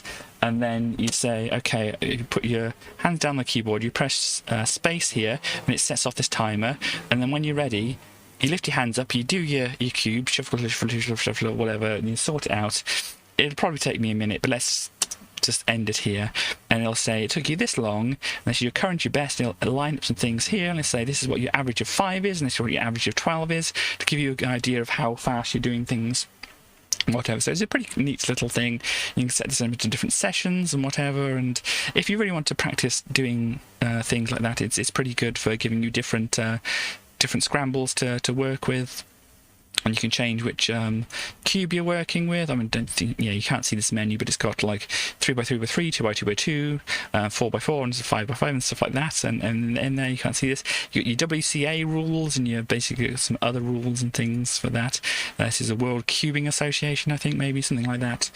But yeah, so there is that all there, and I think I have definitely fulfilled the request for solving a cube and then some. And I apparently have been idle for too long. Oh gosh. I filled most of the library since you started, so... So let me go back to this one here.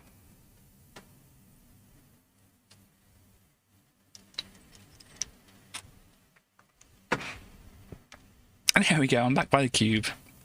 Oh gosh, there's a creepy... Is this a kid or a doll or what here? Nanny cam. Ah, so it's kind of an elf on a shelf, but slumped in the corner here. But oh yes, you've got a roof on it as well. I've got to go in through the proper way to get to it. You do. Let me do that. Hello. So this is the library. Ooh, very nice. Got a little seating area as well. It's very good, and some decorations and things like that. You work very fast. Yes. And you got your ribbit up here.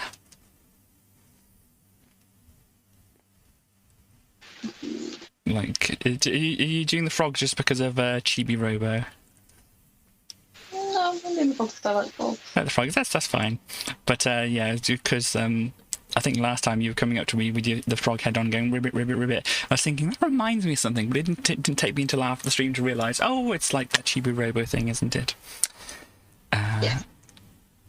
So there we go. But yeah, I've got a dragon head and some other bits and pieces around here, and a nice little seat, which you can look through the book here if you want to. Obviously, there's nothing there at the moment.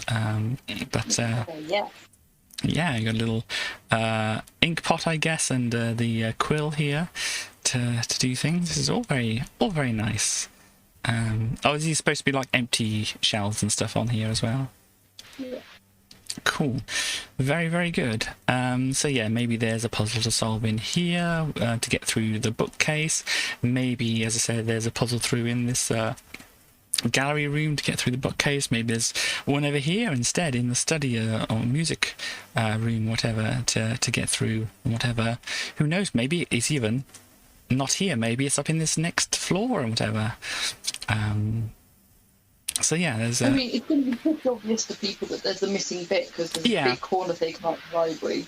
yeah. You can be like, oh, Yeah, so there's that. So what I was going to do before I got distracted and then distracted myself is go through the top level floors, rooms here. So we have like the laboratory thing here. We have the children's room here, which is looking very good here. We've got the I'm guessing these are just kind of like corridors kind of coming through here. And then, what was the red room thinking of being, like a bedroom, or was it something else? bedroom, I think the bedroom was going to be. Right, we'll put it down as bedroom here. If anybody has any other ideas, we can do that. But it looks like a very good bedroom here. And then the other was, the bathroom. It's probably obvious that it's the bathroom, but if I put a sign down, it's going to mess up the symmetry, isn't it? So I won't do that. This is going to be the bathroom here. Maybe I'll put it outside here on the wall there, so you can see that's the bathroom. And then there's kind of a little room here. It's just like a hidden room. It is a hidden room, so basically you don't want... Oh, that goes into... that's what that is. So yeah, we don't want to... that's just kind of an access room really there. Yeah, and so for the rest of this place up here, we need to kind of figure out... I mean, very close to our stream. Yes, I am indeed. Let me just go over to the camera so I can just show and whatever. It's over this way. 96, yes. So, did my thing come up to say? Oh yes, 100 followers, art stream on the chat thing there. So yeah, it's getting very close. So soon I'll be trying to draw a possum and some other things. If anybody wants to make any suggestions, obviously please do so. Say in the chat here, say on the YouTube VODs, say in my Discord or whatever, and such like that. But whilst this is a second possum, well, yes, if I don't get a lot of requests, I can do that. So yeah, I mean, I was reminded by West that I don't really do this enough. That I should say I do have the Twitter. I mean, it's all below my stream on Twitch and whatever. But you may not be aware if you're not watching this on Twitch or watching the VOD back later or whatever. I do have a Twitter. Let me actually find my Twitter on that. Is it going to... Here we go. So I'll pop this in the chat if anybody wants to look at my Twitter there. And also, since I said I do have the VOD channel, if you do normally watch live and you think, oh no, I missed one thing or another, I don't know what this... I didn't see that game which Katie's mentioning here, there, and whatever, then I do have a thing here. There should be, let me just check. Should be a short thing here.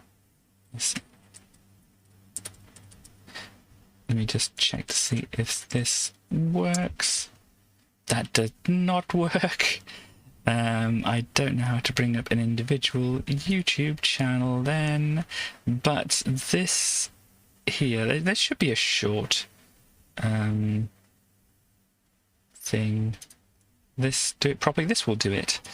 We can do the link to this instead. This is the link to my YouTube channel. This is specifically the video, so if you missed a VOD or want to see some of the older stuff that I did, then you can watch on there. I should put this to a command myself. Note to future Katie, maybe this is good to put in a command or something like that to bring that up, to let people know where to find these kind of things. More links than my body has room for, indeed. I mean, I don't know how many links actually fit in here, but there we go. So yes, there's all of that. So we've got about 10 minutes until we would usually finish off Minecraft and such like that. How are you doing, Stally? I'm very much crashing. You're very much crashing. So I think maybe we can leave the science energies. What the heck is going on here? West is getting very pumped about science and energy, apparently.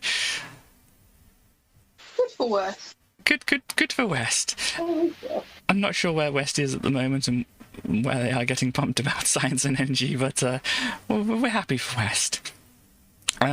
So yeah, we can maybe figure this, what rooms we want up here, maybe off stream, and maybe plan them, whatever. We can figure out what we're doing next week on stream during the week and whatever. And I should, probably look at doing some trees and other things around here for my forest and things like that. Just building some things out and doing a few things in between, since I should have some time this week, since I'm not going to visit people and such like that. So yeah, anything else we might to think of at the moment, Starly? I don't know. Sorry, I'm dead now. I would like to think other than that. I'm going to be honest. That's okay. Well, do you want to end the call now or such like that? Does West or Stars have anything to say? Bye-bye. Bye-bye, okay. Yeah, so if you're happy to end the call now, we can do so now. West, anything you have to add? Sorry? I'm just thinking. There you go. Alright. That's it. Bye-bye. Well, thank you for joining me, and I shall probably see you in chat and such like that. Okay. Bye. Bye-bye. There we go. So yeah, cut a little bit short. Obviously, Starly's not feeling the greatest at the moment. Excuse me. I'll wake up my eyes a little bit. So yeah, if I pop Discord away now, since we don't need that. Quit Discord, and I can sort out the... oh gosh, no, that's not what I want to do. Yes, I hope Starly does feel better soon. I can turn off the changes I've made to the sound and such like that, so it shouldn't affect things now. There we go. Let me pop it back over to the camera while I figure out what I'm going to do next. Well, I did have a couple of things to go over, really. Ooh, excuse me, sorry. I did have a couple of things to kind of go over. I mean, I was reminded at the end there. Let me see if I can find something here.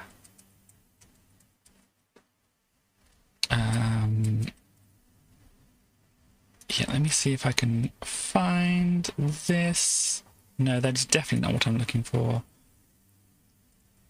Where's the official? Here we go. This is showing some of it. I don't know how to actually get around. Maybe. Sorry, I'm just trying to find something, and then I will be with people here. Will this help? No, that doesn't work. I don't know how you find these things from the usual page, but this will give me enough to work with here at the moment. So, no, that's the Minecraft thing. This is what I'm looking for. This is it. So, Minecraft is actually getting ready for, or Mojang is getting ready for releasing the 1.17 update of Minecraft. So yeah, this is the thing that is going to be happening. The release date is actually going to be, I think, in a couple of days. The 8th, I think it is. As I said, I would find out the article, but I'm not quite sure exactly how to navigate this website to find the article and such like that. So basically, they've got the pre-release versions, and they're kind of they've actually got a release candidate up. They've at least had one release candidate up. I don't know if they've done anything in the meantime. But yeah, so the 1.17 update is coming in the next few days.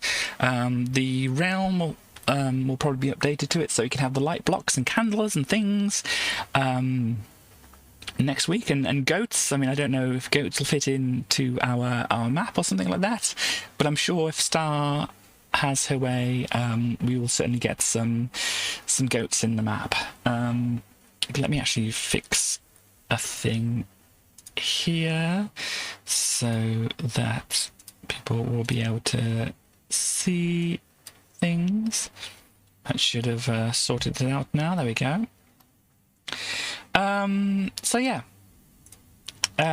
new update is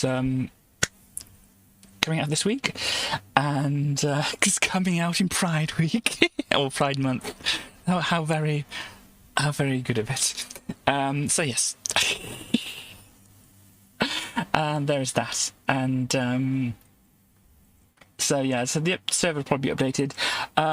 We're still probably going to be working on this map until we finish it. So as I said, if I can get my butt into gear, I should be able to get some stuff done during the weeks, and so not everything will be done on the stream and such like that, and so we can actually get this done, and then we can have a think about what we want to do in this 1.17 release, because this 1.17 release doesn't have all the different terrain differences and stuff like that, which they're going to be putting into the 1.18 release, which is the part 2 of this caves and cliffs thing, which is actually going to add the caves and cliffs and stuff like that.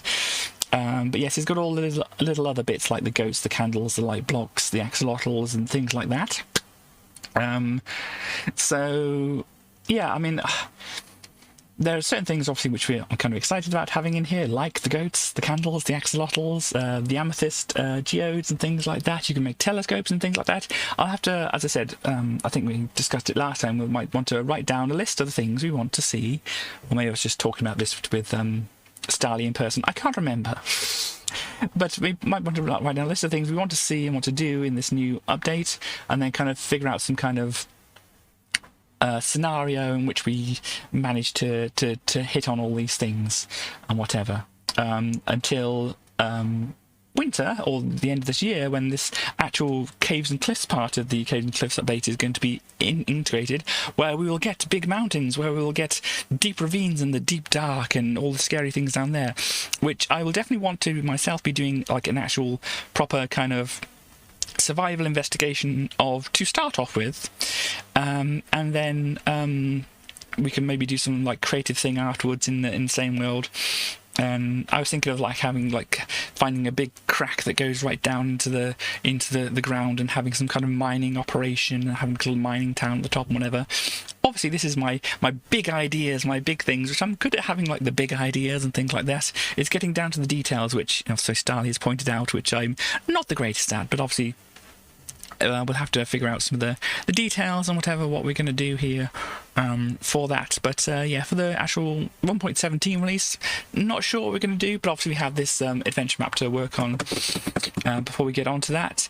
I know that don't think big picture is way more fun. Yeah, it can be interesting, but obviously working on details obviously actually gets things looking more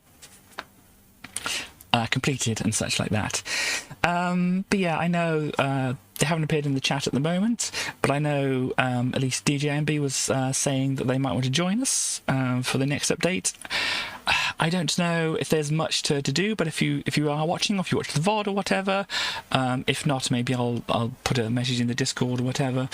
But if you still want to join in or whatever, obviously you can have an idea of what you would want to do in this new update and stuff like that, and maybe we can figure out a way to do that as well. And well, since I'm inviting people and such like that, Chaos as well, if you wanted to be involved, I'm sure we can trust you enough. We may need to keep an eye on you and whatever, because I know how you behave in Sea of Thieves with Starly and Stars and such, and Wes, sorry. You wouldn't trust you, but I'm sure if we kept an eye on you and such like that, and told you what we didn't want you to do, then we can invite you. So if you do want to be involved, please do say. There is an invitation for you to join as well. There, I'm sure Starly and Stars and West will be happy to echo that thing. If they're not, obviously they can speak now. If you've insulted Starly far too much and she doesn't want you around, she can tell you to no, we don't want you to join, stuff like that. You'll consider it. It can be hard for you. That's okay. I mean, if you wish to, you can. If you don't want to, that's absolutely fine. But the invitation is there. And as I said, you don't have to be on stream for Rich. You can just be like on the server and like maybe do pieces here and there. You can maybe do some bits and pieces here and there, and whatever. It all depends, whatever's comfortable for you and whatever. But if you don't want to be involved at all, absolutely fine. What are you being signed up for? More Minecraft? More Minecraft? If you want to play more Minecraft? You disagree with everything? Okay. So Star doesn't want to play any Minecraft, that's fine. But it's apparently now with the Girl Scouts. Is it the new union? Oh, gosh. But yeah, there's that. There's also, I mean, I have some notes and things like this. I've made some things here to kind of say. I mean, it's you know, already kind of partly been said. You ready for Girl Scouts? Cool. Already partly been said, but yes, this past week I was away. You may have noticed by the streams that didn't happen that I wasn't here. So yeah, I was away. I was visiting Starly, Stars, and West, and it was a very good time. We did a lot of fun things. I had some cake, which was good. It was a purple cake. It was my gender reveal cake, which I've been wanting for a while, and so it was like a purple cake. When you cooked it open, it was purple inside. Because yes, I do like purple a lot, and at some points I would say, if anybody asks my gender, I'll play like purple. Because it's in my soul. But yeah, we had some cake, we had some Chinese made some like battered TVP balls and things like that to mimic the battered like chicken balls or whatever that you usually get. But obviously some vegan. I didn't want that. The Girl Scouts want you to make your own cookies since they're pre-made cookies. Okay. Viable business, yeah. I mean, except cookies from Stars or the Girl Scouts or whatever. But yeah, we had some good food there. We had other stuff which I'm not going to remember everything, but it was all very good. I had a very nice burger which was ordered from the local restaurants there, which had a lot of oniony stuff in it and stuff, and it was very good. And yeah, it was all a fun time, not only with the food, but we did play things like Rock Band and such like that, which was a good thing, which, you know, whilst he makes the cookies if it's not the Girl Scouts, whilst I'm thinking about it, whilst I'm thinking about Rock Band and such, I'll look at this one thing. Because it's one of the things, because we listened to some of the lyrics that were coming up, and some of them were like, oh gosh, I was going to do a collar thing, but I don't really have a collar. It's a bit lower than I thought it was. But it's like, oh gosh, these lyrics, gosh, whatever. But then another one, some lyrics stood out to me a little bit more. So let me find some ones. Yeah, sure, whatever. I accept everything. Oh gosh, no, go away. Oh dear, what did I? Blah, blah, blah. Anyway, so what I'm going to say is that we were playing one of the songs, and Sally was doing like the singing and stuff like that. Company of underpaid women who've been paid. Yeah, I don't know either. But Sally was doing some singing, and I was like alternating between doing some of the, you know, plastic guitar and keyboard things as well and whatever. West was banging away on some drums and whatever. It was all a lot of fun, and so obviously I was playing the guitar thing. I was focusing on the notes I was supposed to be doing, and not necessarily listening to all the lyrics that Starly was singing. But one of those songs, it did kind of stand out to me. So, and since it's I'm talking about the trip, and it's kind of Pride Month and whatever as well, and whatever trans stuffs. This song kind of stood out to me a little bit as being a little bit of a trans song. So we got this one here, which is called Suddenly I See by Katie Tunstall, and it's got this guy, faces map a world, you can see she's a beautiful girl, and everything around her is a silver pool of light. The people who surround her feel the benefit of it, and stuff like that. And then suddenly I see this is what I want to be. It seems like very much like a trans anthem in a way, from these rules. I mean, Katie Sunstone was probably writing it from a different point of view and whatever, but it can be definitely seen from a trans point of view, which I did, and stuff. And this suddenly I see why the hell it means so much to me and stuff like this. and such like that. And this is part is like, especially for me in particular, so, and she's taller than most, and she's looking at me. It's like this is giving me trans vibes here. I think she wrote it. Yeah, I think this is the same person. Yeah, and it's like she makes me feel like it could be a tower. So it seems. I mean, it's probably written from a different perspective, but it also seems, you know, from my own perspective, that it could be written from the perspective of a trans girl who hasn't come out yet and is just now meeting a trans girl who's like, and she's thinking, oh gosh, I could be her and such like that. But yeah, that's the person there. But yeah, that kind of just stood out to me as having some kind of trans feelings in there and such like that, even though, as I said, I don't think Katie Trent still is, and she was probably writing about something else. Yeah, as I said, I only kind of briefly saw that kind of thing, but yeah, so yeah, we went to see, did lots of fun things and stuff like that. I want to say as well, Stars helped me out with my car with a few things and that. And once again, I've said thank you to her in person, but I'll say thank you again because it's very much appreciated for the help that I get for that, because you know, my brain isn't wired for cars and such like that. But there we go. There's, oh gosh, I'm getting something blowing in my eyes. But yeah, so what else do we have here? Oh yeah, that's the thing I was thinking of doing, but yeah, it's like I'm not really going to do anything very special for Pride Month, because, you know, every day, every month is Pride Month day on my stream. I'm quite open and proud and such like that of where I am, and yeah, so I'll leave that there. Yeah, I showed off before. I don't know if I don't think Chaos was around here, but when I was over there, Starly gave me a present, which I very much appreciate. It's got this good old dinosaur or whatever creature here. This Japanese text here says little monster.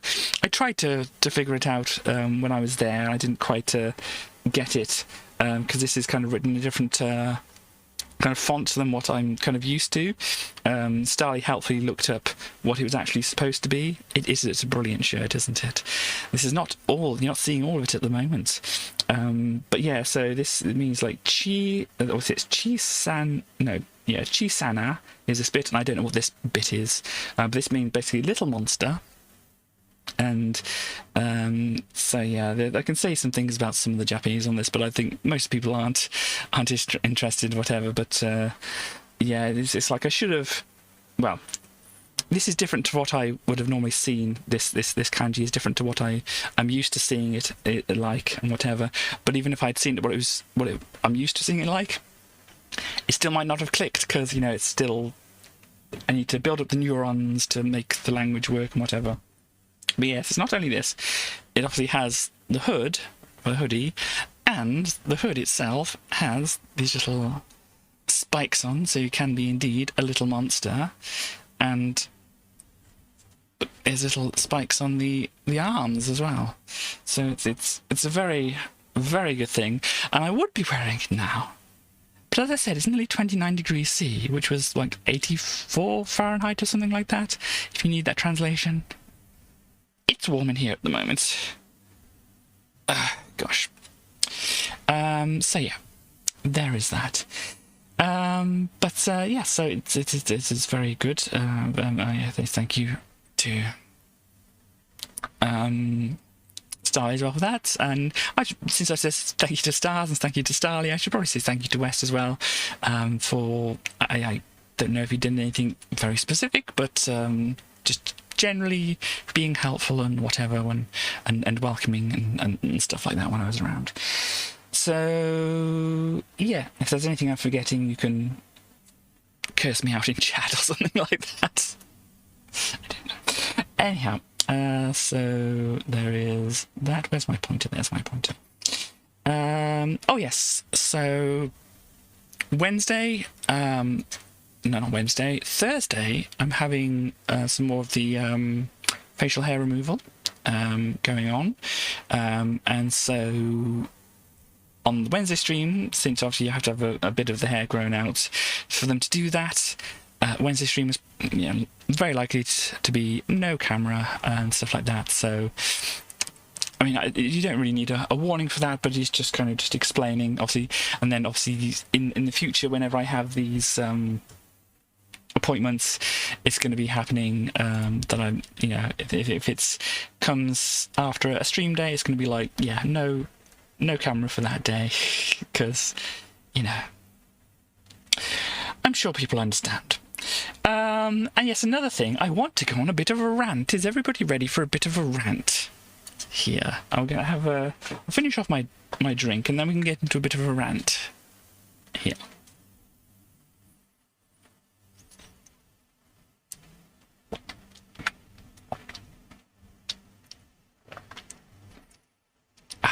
Get myself refreshed and have enough energy to do a rant. I should probably change the Twitch stream title thing over here, since I'm not doing the Minecraft anyway. Let's go back to retro. We'll probably get on some games and stuff after my rant, but I'm gonna put misc stuff there. I know it's not great for bringing people in, but maybe I'll figure out what I'm doing, and then we can actually put things properly up. So yeah, just finish off this, and then I'll go on my rant.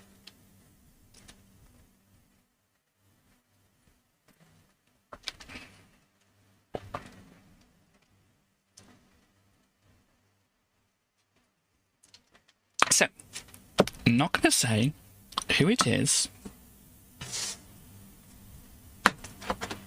because I really don't need any kind of feuds or anything like that going on.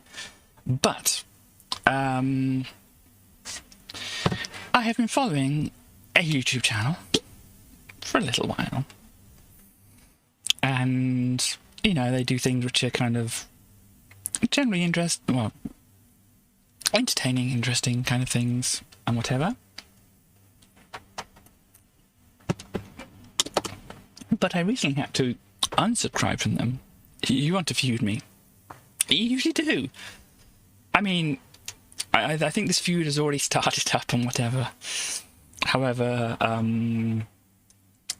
reticent I am to be involved or whatever. Anyway, you certainly carry on feuding if you wish to do so. Sorry, this kind of hair bit here is distracting. Yeah, I'm just going to make it worse, aren't I? Let's ignore it.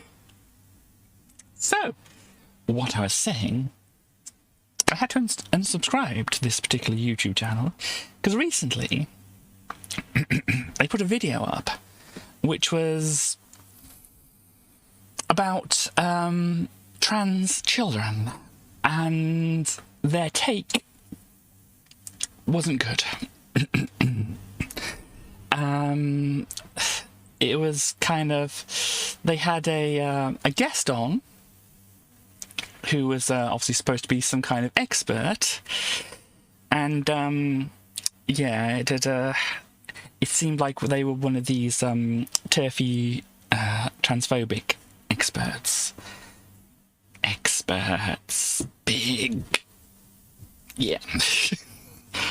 So I unsubscribed because either my view of this thing, either the person who is, the owner of this channel, who puts out the videos and stuff like that, didn't do their research, or they completely agree with what this other person's saying. And neither of those cases, I don't want to be subscribed to them. If they're the kind of person who doesn't do research and they want to try and get into topics like this, then yeah, they've got a bit of a bumpy road ahead of them. Yeah, and so didn't want to. If they don't do enough research, I'm not getting involved. And they were kind of positioning themselves as like, oh, I don't know much about this kind of thing, so I'll let this guest. I'm calling them the guest. I won't call them an expert because, you know, but they let their guest talk about things because they were kind of playing the, you know, person who doesn't know about these kind of things or whatever. I say doesn't know in inverted commas. They might comments, wherever these things are. Inverted quotes, that's the one. I say that in inverted, commas, yes, commas and quotes, isn't it? Whatever. Flying rabbits. So, yeah, either they were just actually not aware of things, or they were just pretending to not be aware of things. And as I said, if they just haven't done their research, or if they're actually siding with what this person's saying, it's like, it's not good. And yeah, there's this person in this video is bringing up this like, oh, when children have just been told about, you know, being trans and things like this, and then they suddenly decide they are, that concerns me in some way. It's like,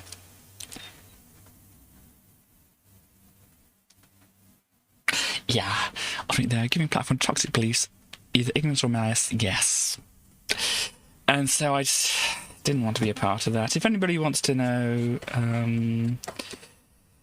I mean, I won't tell everybody, but if certain people who I trust with the information want to know, they can ask me in private for who it was and what channel it was. So yeah, I wrote down my list or my rant here, so I've got some things that I wanted to particularly touch on. So yeah, so I've gone through that there. And it's like, I know that obviously I don't have a huge audience and things like that, but I hope that people who watch me are on the side of trans kids and obviously trans people, because if they weren't on the side of trans people, why would they be watching me in the first place? You know, but I hope they're on the side of trans kids. And is it maybe the fact that obviously people who watch me aren't aware of trans issues and things like that. So I just kind of wanted to explain a little bit about, you know, some of what might be going on here and what you might hear from other people about this kind of things. So yeah, if I explain a little bit now, it can help maybe sort out some misunderstandings from people who watch, who, you know, don't have a lot of information from trans people or whatever. So I can hopefully give some, you know, knowledge or whatever, and that kind of thing. I'm not, you know, brilliantly knowledgeable about these things myself, and it's like my instinct was just to unsubscribe to the channel and not engage, because I'm not going to get through to this person. They're going to have lots of comments telling them the things I would want to tell them anyway. You know, it's there's no point in me adding to like a pile-on or such like that for this, and that's another reason why I don't want to you know, say who it was to just in general, because, you know, I don't want to encourage a pile-on and that kind of thing. But the general thing is, please support trans kids. It's hard enough being trans in this country, in this world as it is. Kids are like a subset of trans people who get it worse. I could go into all the details. As I said, I know things, but I can't give what would you call it? Like definitive answers on things, because that would require more research and things like that. But I can certainly direct people in the correct direction to find the answers. Or the research or stuff like that, and whatever. What if all the cis people go away? Yeah, I mean, if you want some more, yes, I understand. Let me, what's her name? Let me find out this person. Because what I'll do, since, as I said, I'm not good at looking to things, I can get very anxious. I can get very upset and whatever about these kind of things. And if the resource exists already, if somebody is already much more on the button than I am with these things, then it kind of helps just having, you know, pointing to this resource rather than trying to be the person who explains it again and again and again and again. And fortunately, there are people in this world who do that thing, and thank you very much for that. And obviously, it gives a good place to point people towards finding out this kind of information. Just make sure there's nothing that I don't want on here. No, we're okay. So yeah, this person here, Casey Explosion here, this is the actual their tag on Twitter, whatever. They give a lot of information in different links and things. If you like video games as well, you can find them, but you see we've got things about Pride and Stonewall and things like that. And yeah, don't be fooled, it's just the same rhetoric used against gay people 20 years ago. If you want to have some kind of, yes, we love Counseloff. If you want to have more information, please follow Casey Explosion, read everything she's saying, and follow the people that she retweets and things like this, like Laura Kate Dale, great person to follow for this kind of thing. Owen Jones does a lot to try and help LGBTQ plus people in the UK and whatever. And as you can probably see at the side here, you got H Bomber Guy, Dan Olson. These people, they're all known for supporting trans people and such like that. So yeah, I mean, just if you want to know and don't want to have to bother, you know, a trans person who is probably very, very bothered and very sick of answering the same questions all over and over again, Casey is a great resource for this. Obviously, you get the furry things happening here as well, and you get the video game things as well, which you should be all okay with as well. I'm not telling you what you should do, but you know, in my opinion, people should be okay with furries and video games and and Heathcliff comics, because Heathcliff is just, wow, Heathcliff is just so bizarre. Children love the meat tank. Heathcliff is definitely much more abstract than Garfield. But yeah, and there's other things. Yeah, do not listen to anything these people say. These are a hate group and whatever. And yeah, lots of things. Oh, this is a link to, oh yes, They Sophie, great person to follow as well, all that kind of things. It's okay until I say video games. Well, they would say videos game. I don't agree with that myself. That's one thing I don't agree with what Casey says. They call it videos game. I don't agree with that myself. That's probably the only thing I don't agree with Casey on. But yeah, yeah, I've got Sean, who's very positive about trans and LGBTQ plus rights and things like that. Yeah, and so yeah. and of course the memes, because you have to have the memes and stuff like that. But yeah, so please, if you want to know more and you're not already, please follow at least Casey Explosion, follow Laura Kate Dale, follow Jane Stephanie Sterling here. Please, if you want to know more, watch, listen to what they say and look at the links they're sharing, because trans people are tired saying the same thing over and over and over and over again. As I said, I don't normally do things for Pride. I'm not really doing things for Pride Month, but this is a thing I'd say any time and whatever. But seems like a good place to say it. And since I had this issue with a particular YouTuber who I'm not going to mention, but as I said, if people I trust get in touch with me, who I've been in touch with before, let me say that. If I've been in touch with you before, feel fine to ask me who it is, because I obviously trust you enough. and such like that. So, yes, as I said, basically, please support trans kids. I wish I had the support and the knowledge when I was younger that kids do nowadays, even under the barrage that trans kids get nowadays.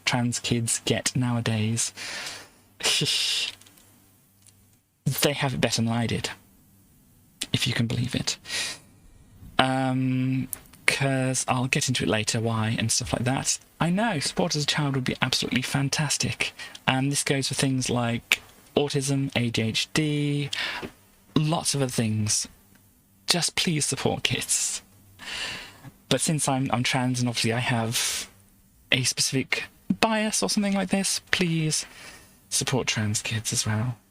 Which YouTuber? Scarlett, person who contacted me, I am going to let you know later. But yes. Cool. But yeah, so as I said, since I obviously have a slight focus on trans issues, I say definitely please do support trans kids. Don't listen to some people who say that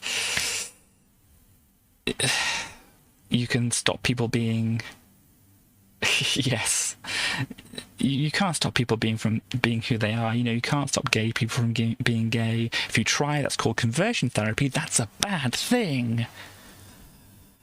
And for some reason, our government is going, should we ban conversion therapy? Oh, no, but religious people is one of their arguments, at least. Conversion therapy should be banned everywhere for everyone. It is a bad thing. Let me just catch up with chat here. Person contacted me. Yes. Yes, and indeed, Starly. It's not. It's most definitely not. Chaos is being sarcastic here. Let me just tell everybody else who's watching. Chaos is being very sarcastic here. Hello, Herodian. You always feel you should know more, so some very important points for me. Yes, please. As I said, Casey Explosion is a very good person to go to branch off in multiple different directions. If you only look at what Casey tweets or retweets, you'll know a lot more than most people. If you follow those branches off, you'll have a good idea of how things are and how tiring it can be to be trans in this country, in the world. So yeah, as I said, I can't do much with the platform I have, but obviously, as Herodian says here, they didn't know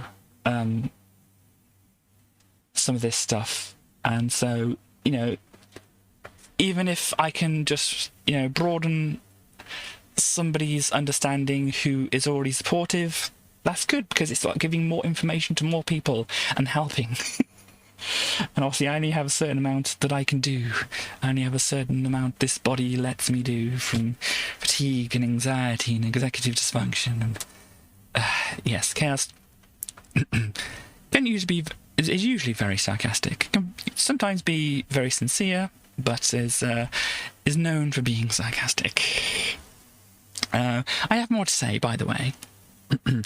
But yeah, so if a child says they're trans, or if they think they're a different gender to what they are, they say they're non-binary, or whatever they say, please believe them and try to support them in what they want. I mean, sure, kids can change their mind and stuff like that, but you don't want to be in the case where your kid hates you forever because you didn't support them when they really needed it.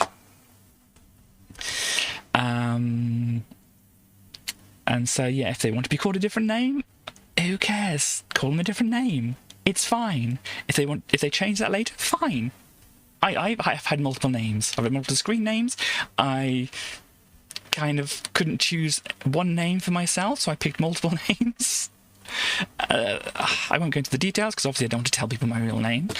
But I've picked, you know, multiple names for myself. I had a list of what I wanted to pick from and stuff like that. And, you know, yeah, let kids figure stuff out on their own and just back them up as much as you can. I mean, if they say they want to be a stunt person, you say, cool, let's look into videos, information, whatever, about being a stunt person. Obviously, you don't push them out on a motorbike and say, jump over that double-decker bus. But you teach them about how to do that safely. So if they do that, then they can at least do it the safest they possibly can. And this is not the same as being trans. This is just me trying to give some kind of analogy.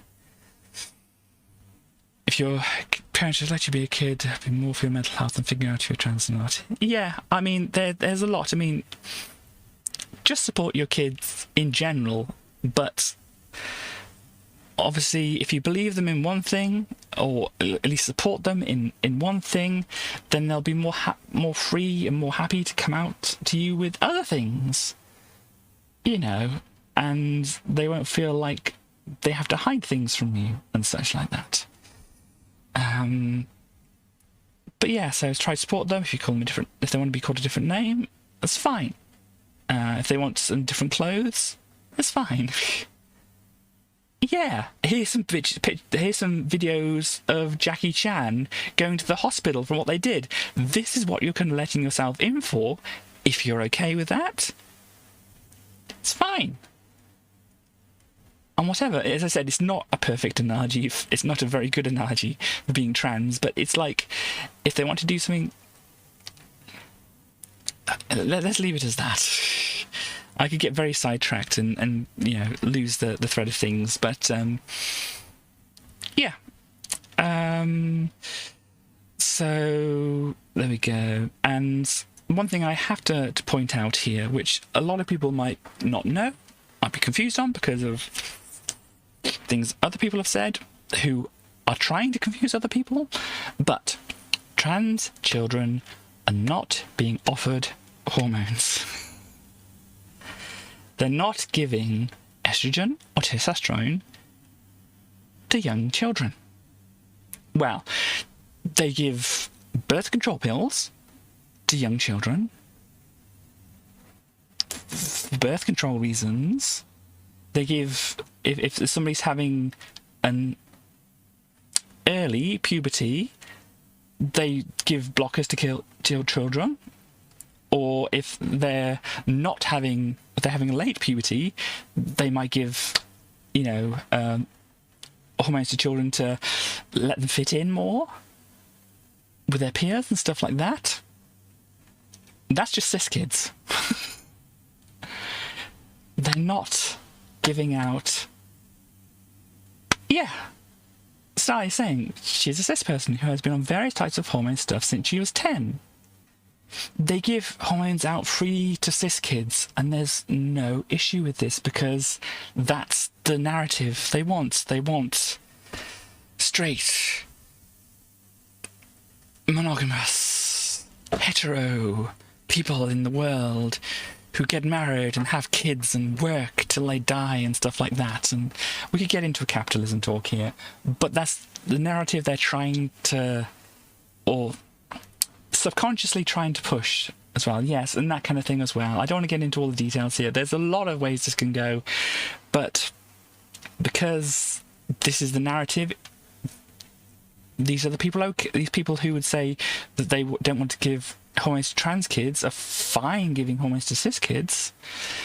But yes, but trans children do not get hormones because they might change their mind. But you can do things, you know, before puberty, or you can give puberty blockers, which are reversible. By the way, they only stop the hormones for a certain amount of time, and then when you come off them, your body naturally produces your hormones again. So yeah, they don't offer hormones to kids, they don't offer surgeries to kids, trans kids, for trans reasons. Lots of cis kids have surgeries. Yeah. But the normal course of action is just to delay the puberty until the child is old enough to be, well, an adult. The person is old enough to be an adult. And then they are free to make their own decisions about these things. And if they have changed their mind, fine, they can come off the blockers. Everything proceeds just as normal. There's no problem with that. But yeah, I think a lot of people just don't understand some basic things, because obviously the people who are loudest are the people who say they are being silenced and don't just have concerns about these kind of things. But yeah, there's a lot I could get into. As I said, I don't normally get into this kind of stuff, but since this one YouTuber kind of just riled me up on this whole thing, I'll say my piece here and point you towards places where you can find out more information. As I said, trans people are tired of having to say the same thing over and over again. Yes. Indeed, Chaos. That is another sarcasm thing from Chaos, by the way.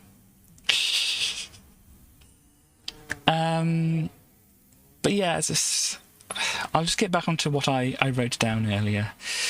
So yeah, it's like, anyhow, I'll get onto what I wrote down earlier. So yeah, the guest they had, as I mentioned, were also saying about how she was concerned children seemed not to know they were trans until they were told about it. I didn't know I was trans until I learned more about trans people existing and what that actually meant. And I had some weird thoughts about who trans people were. I mean, I thought some...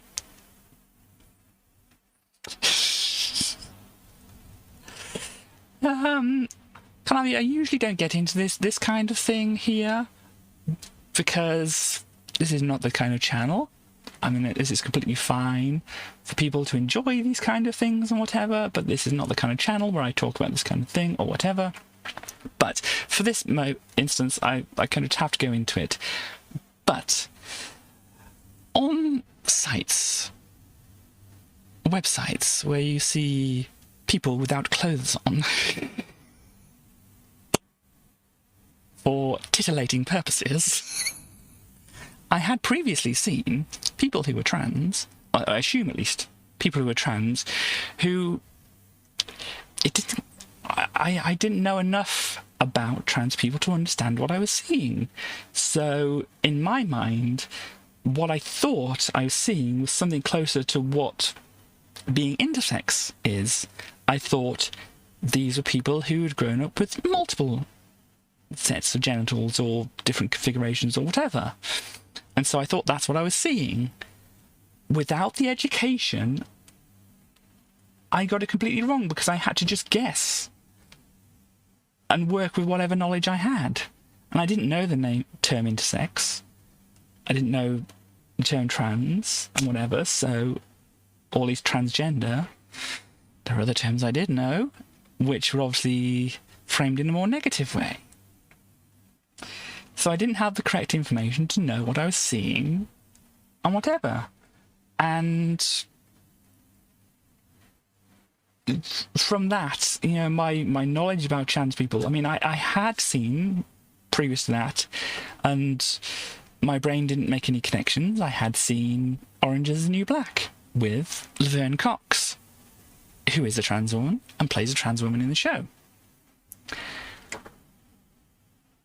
I recently watched that back, and they do... It's good to have representation, but that wasn't the best representation, I have to say. It certainly makes... I'd say it makes you aware of trans people, but then I watched it and I wasn't aware of trans people more than I already was after that. It's just... It seems to be a trans person written from the point of view of a cis person, which is a lot of media that you get. I may be wrong. There may have been trans consultants, but even if there were trans consultants, they possibly weren't consulted fully or listened to if they were consulted. And it's... I don't know. I'm just making guesses, because the actual story they presented, or the stories they presented about this trans woman, they are very outdated and... I wouldn't say incorrect, but not a great representation.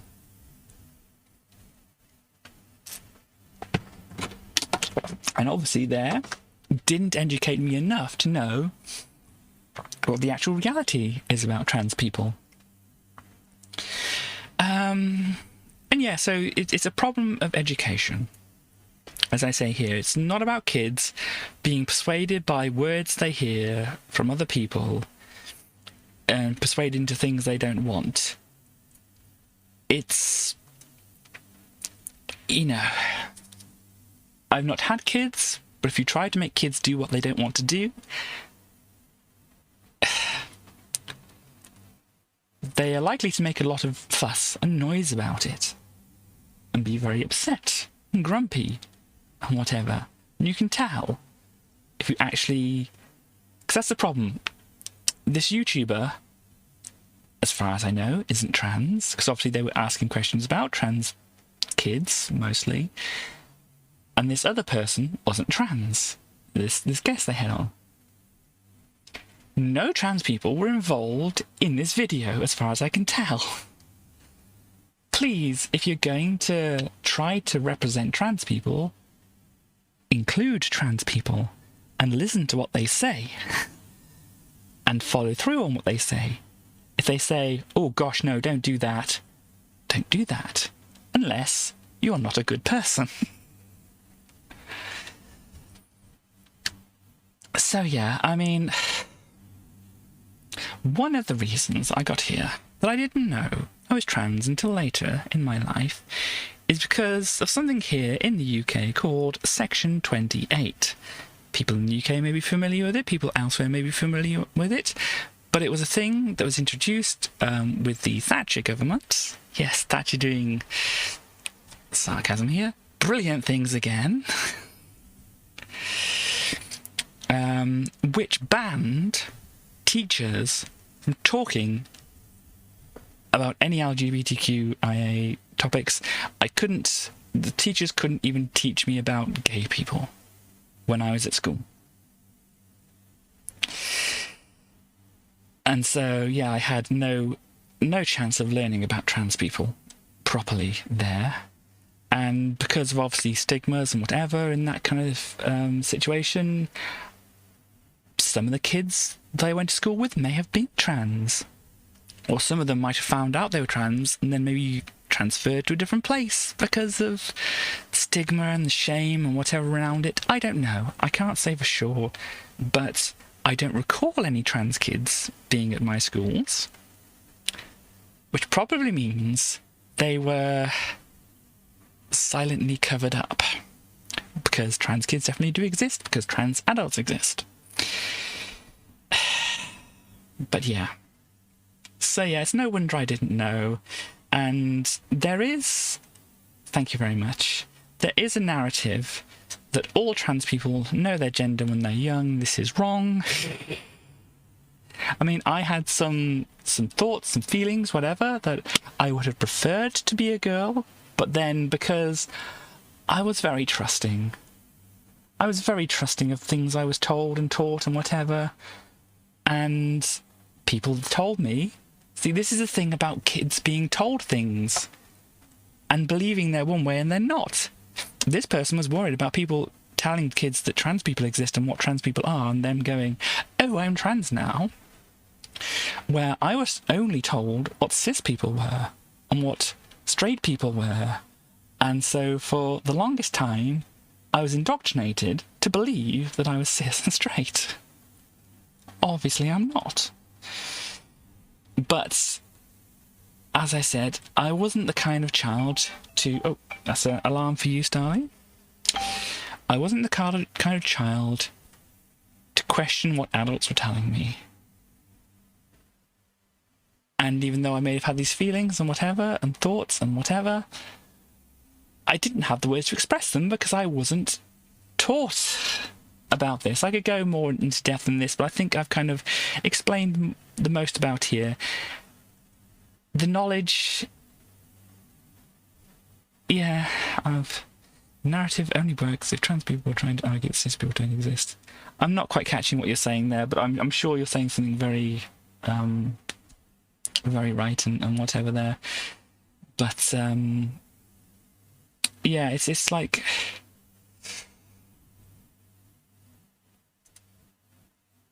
I didn't have the words. That's the basic thing. I didn't have the words because I didn't have the education to explain these things.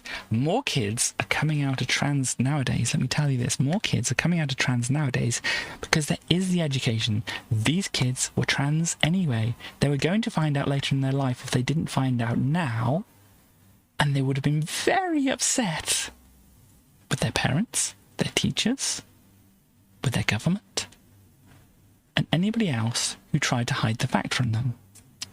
I speak from experience here.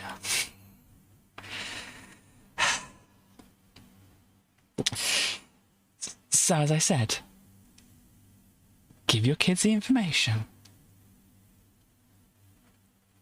And if they find out they're trans from that, wasn't you telling them about it? I mean, obviously I'm trans and gay. I've been told about bi people. I mean, I think it's only fair for everybody if everybody was bi. But I'm not. I mean, I would certainly like to be in some way to be fair, but I'm not. I am very lesbian, let's say. Yes, and that's a good point from Starly. More kids started coming out as left-handed in the last years too, because they weren't shamed for being left-handed. Yes. And punished and stuff like that. And teaching kids that trans people exist would only be bad. That's what cis people do if you also try to deny existence of cis people. Well, yeah. Me cis people. Once again, another joke from Chaos. Since I'm being more sincere and more, ranting, whatever, I think normally I wouldn't say, but I think it's important to say to make sure my point is clear here. So I had, as I said, some feelings when I was young that I was a different gender to what I was assigned, but I didn't have the knowledge about trans people, and so I couldn't put into words what I was feeling, and I trusted the adults around me to be able to tell me things. I trusted them too much, really. And, yeah. It wasn't until I actually got information about real trans people, like, after I met Starly,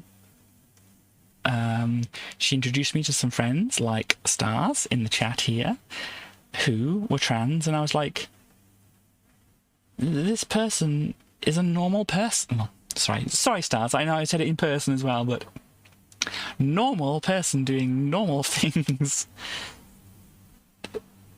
You're pretty trans, yeah. And so it's like, I kind of got... yeah, but it's you know what I mean from that, though.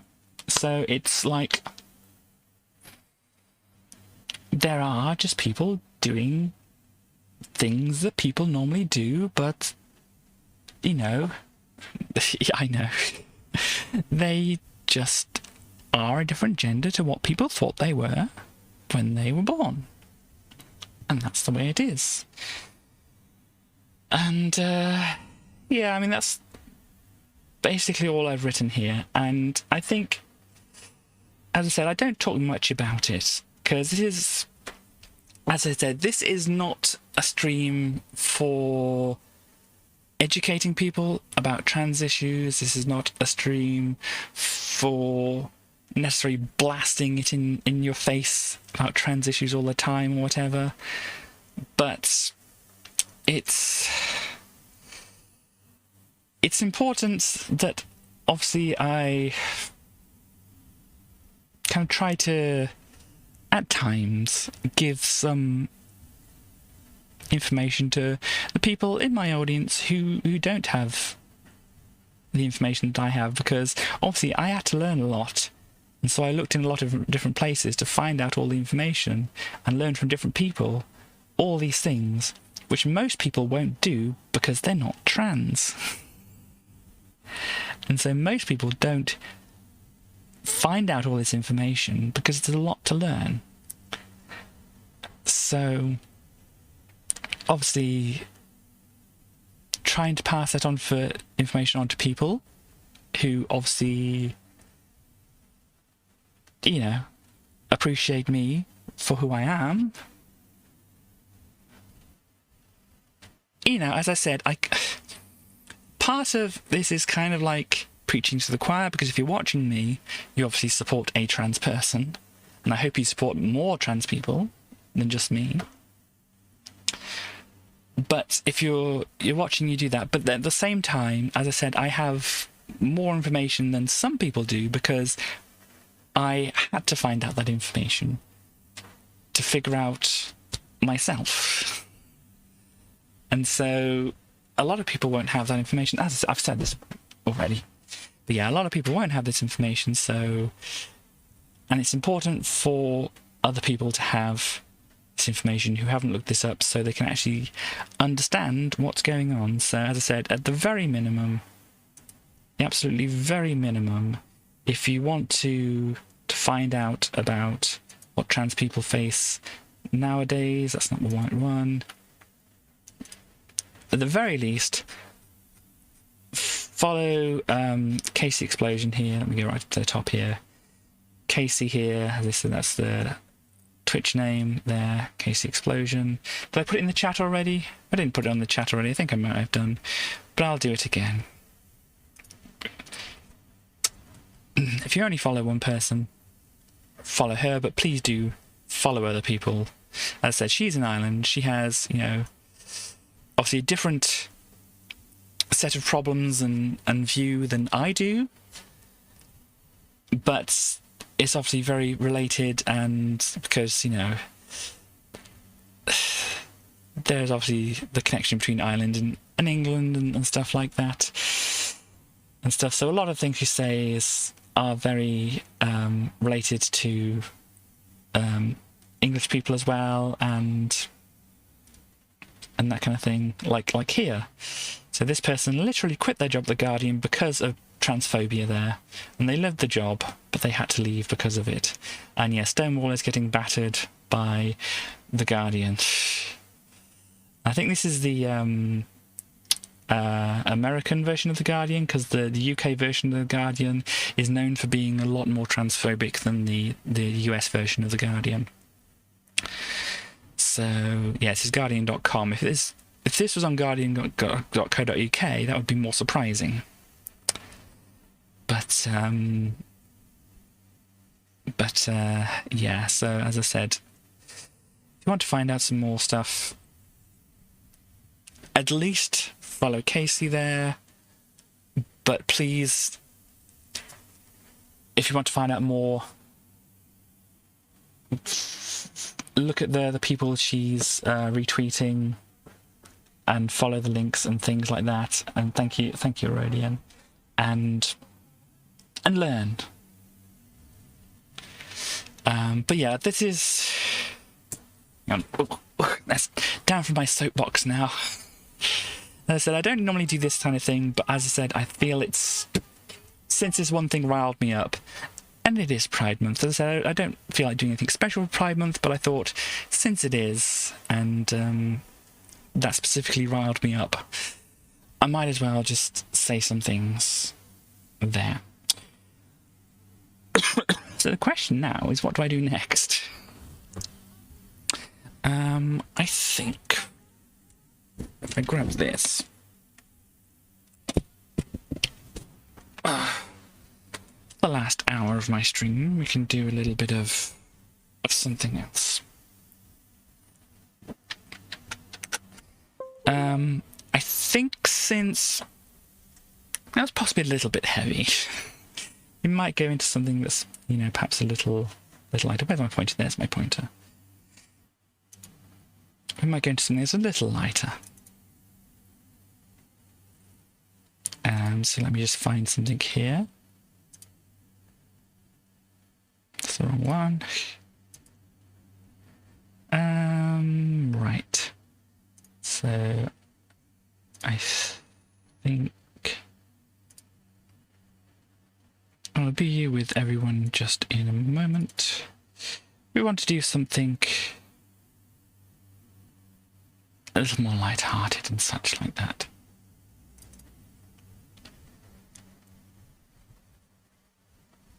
And let me... Oh dear. Okay, this is not what I want. No, what I want is this. What's the difference?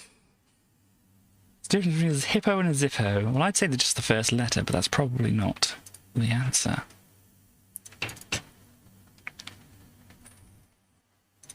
So let me get things set up here. There we go. Can I... Oop. There we go.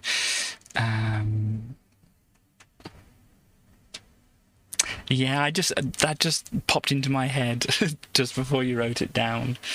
Yes, one's quite heavy, the other's a little lighter. Indeed. So we're not doing Seymour games.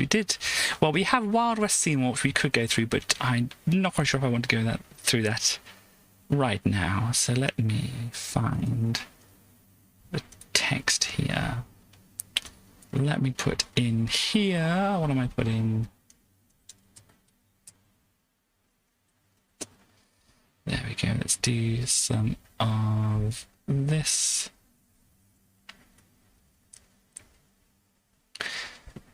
More or less in the middle. There we go. So yeah, we're going to look at some... You want to lighten tone? Yes, that's good. Thank you very much. But, yeah. Because... Yeah, what I said is pretty much just the tip of the iceberg, by the way. There's a lot more, as I said, which I'm not going into because it could take up multiple streams to actually go through everything.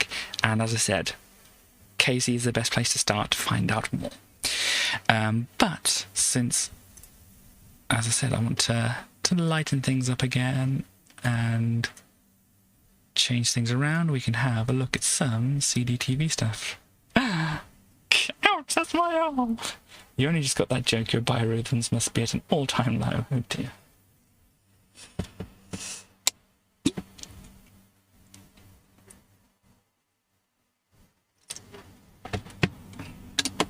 So, we have The Tale of Benjamin Bunny by Beatrix Potter.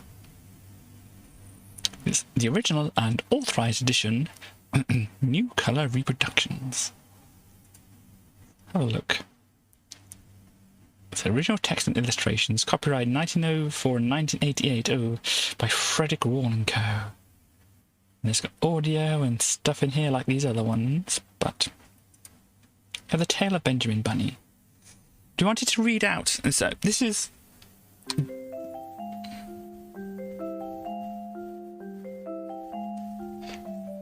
Do you want the game to read it out to you, or do you want me to read it out to you? This is open to the chat.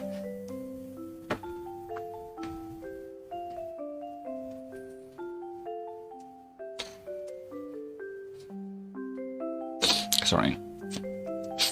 A little bit of itchy nose. Either is good. Well, let me do it this time. You would like the game to read? Okay. Oh, gosh. Reading. Who reading? Me or the game?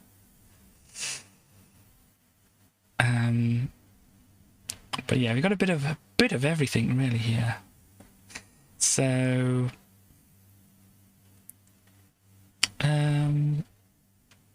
you'd like to hear the voice they use. Okay, well, if I do the reading first, and then I can play whatever voice it is, because I'm not quite sure if I start it, I'm not quite sure how to stop it. So, I'll just do reading out here, so. One morning, a little rabbit sat on a bank.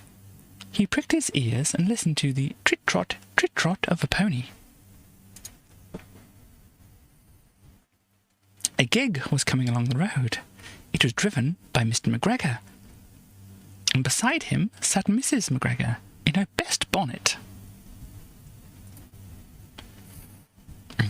As soon as they had passed, little Benjamin Bunny slid down into the road and set off with a hop, skip, and a jump to call upon his relations who lived in the woods. Very jaunty. at the back of Mr. McGregor's garden. That wood was full of rabbit holes, but tell me if the background music is too loud as well. Seems like it should be right. That wood was full of rabbit holes, and in the neatest, sandiest hole of all lived Benjamin's aunt and his cousins, Flopsy, Mopsy, Cottontail, and Peter. Old Mrs. Rabbit was a widow. She earned her living by knitting rabbit wool mittens and muffets. I once bought a pair at a bazaar.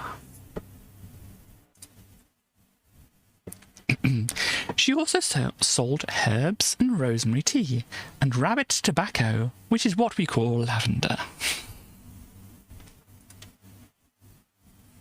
Little Benjamin did not very much want to see his aunt. Oh no.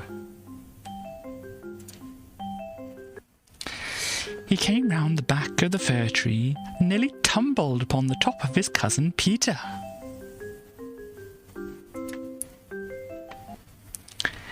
Peter was sitting by himself. He looked poorly and was dressed in a red cotton pocket handkerchief. Poor Peter. Peter, excuse me. Okay, Peter, said little Benjamin in a whisper. Who has got your clothes?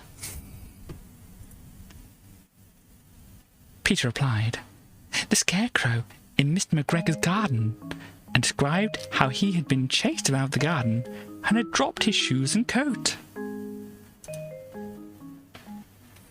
Little Benjamin sat down beside his cousin and assured him that Mr. McGregor had gone out in a gig, and also Mrs. McGregor also.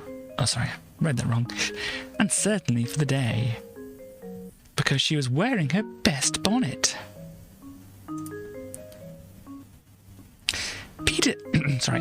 Peter said he hoped that it would rain. A bit of a drink here. At this point, old Mrs. Rabbit's voice was heard inside the rabbit hole, calling, Cottontail, Cottontail, fetch some more chamomile.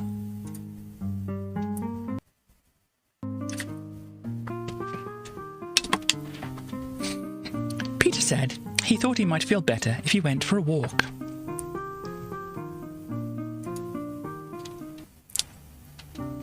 They went away hand in hand and got up on the flat top of the wall at the bottom of the wood.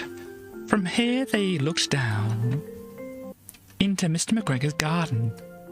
Peter's coat and shoes were plainly to be seen upon the scarecrow, topped with an old tam-o'-shanter of Mr. McGregor's.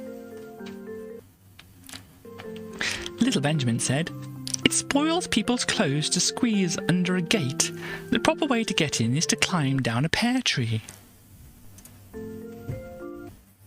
Peter fell down head first, but it was of no consequence, as the bed below was newly raked and quite soft.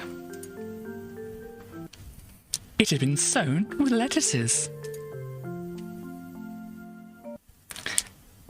They left a great many odd little footmarks all over the bed, especially little Benjamin, who was wearing clogs. Little Benjamin said that the first thing to be done was to get back Peter's clothes, in order that they might be able to use the pocket handkerchief.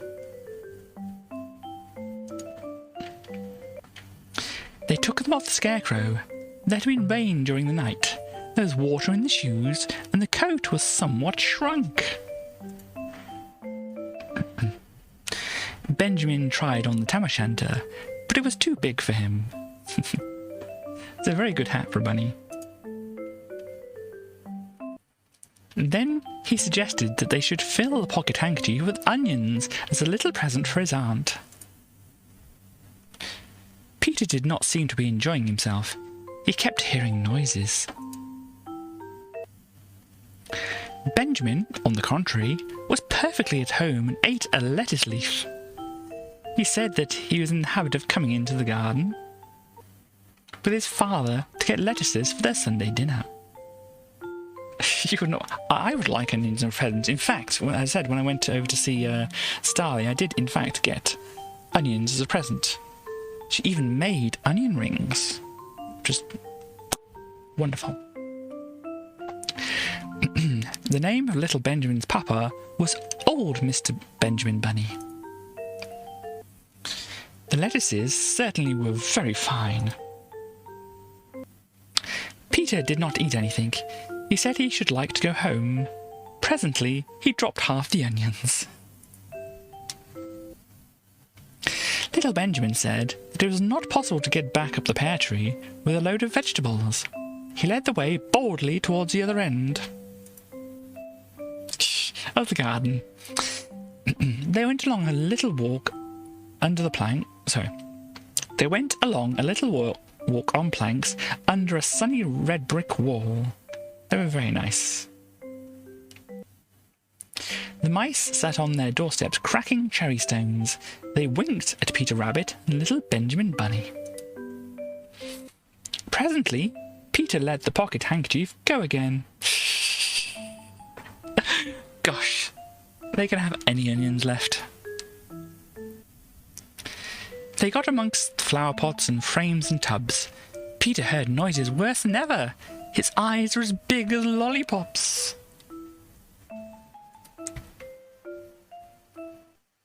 He was a step or two in front of his cousin when he suddenly stopped. This is what those little rabbits saw round that corner. It's a kitty cat.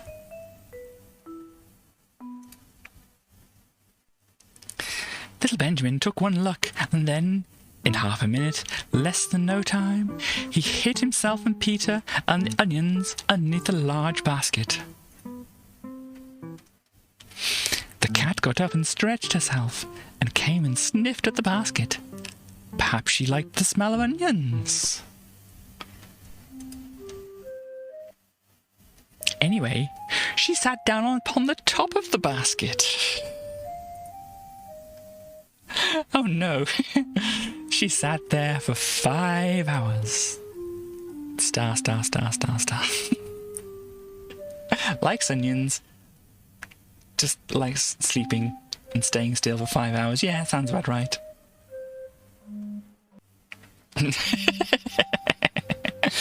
I cannot draw you a picture of Peter and Benjamin underneath the basket, because it was quite dark, and because the smell of onions was fearful. It made Peter Rabbit and little Benjamin cry. Oh dear.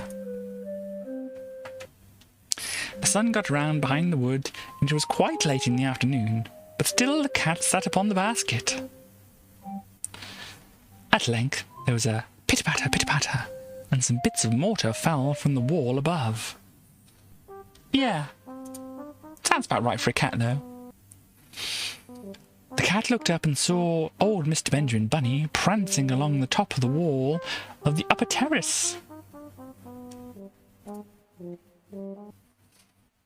He was smoking a pipe of rabbit tobacco and had a little switch in his hand.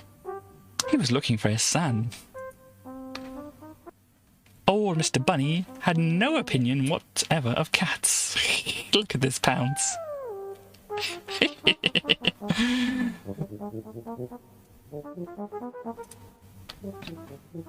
He took a tremendous jump off the top of the wall onto the top of the cat and cuffed it off the basket and kicked it into the greenhouse, scratching off a handful of fur. Poor kitty, though. The cat was too much surprised to scratch back. Yeah, so the thing they said earlier in the book, it was the lavender, if I'm right. Oh dear.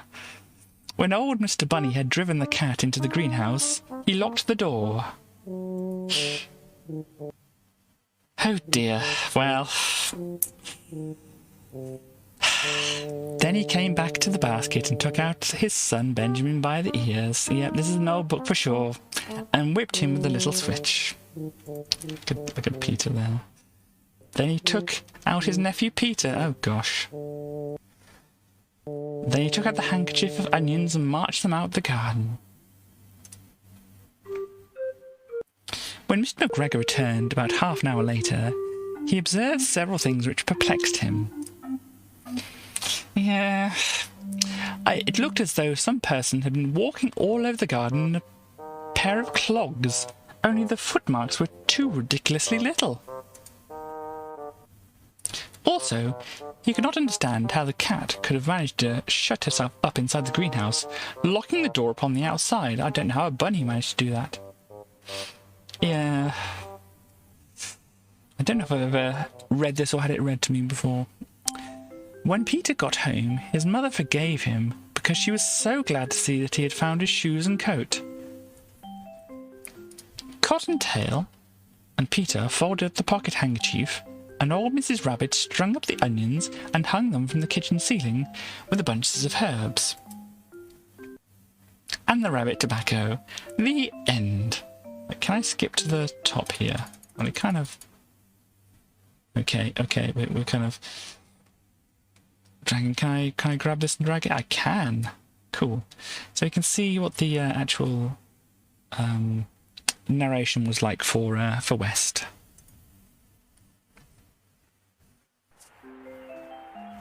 One morning, a little rabbit sat on a bank. He pricked his ears and listened to the trot of a pony. A gig was coming along the road.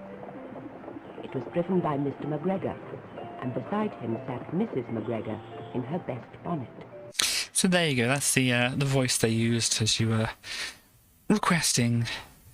Now, I could go on to another one I have here, but I'm kind of slightly fearful about what's going to be the contents of this. But let's find out anyway.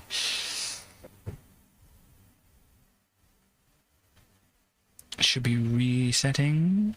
Yeah, it's taking time thinking about it. Look at that CDTV logo.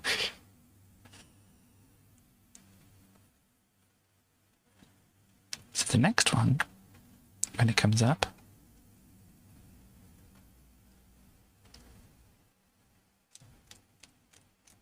another book, of course. Ooh. Help in English? Or do I click things? Help in English. Okay. 2 basic principles. Let's see what this says. You can click on words, pictures, page corners, and sentences to make something happen. Oh, right. Do you click on the pictures as well? We might have double click or press and hold on words, pictures, page corners, and sentence speakers to make different things happen. Okay, so you can hear pronunciation of a word and such like that. Okay, what stuff? Can I go back now? Exit help. There we go. So we have the tail of Peter Rabbit. Can I click on Peter Rabbit then? Does that do something? It is Peter Rabbit. Peter Rabbit. Aye.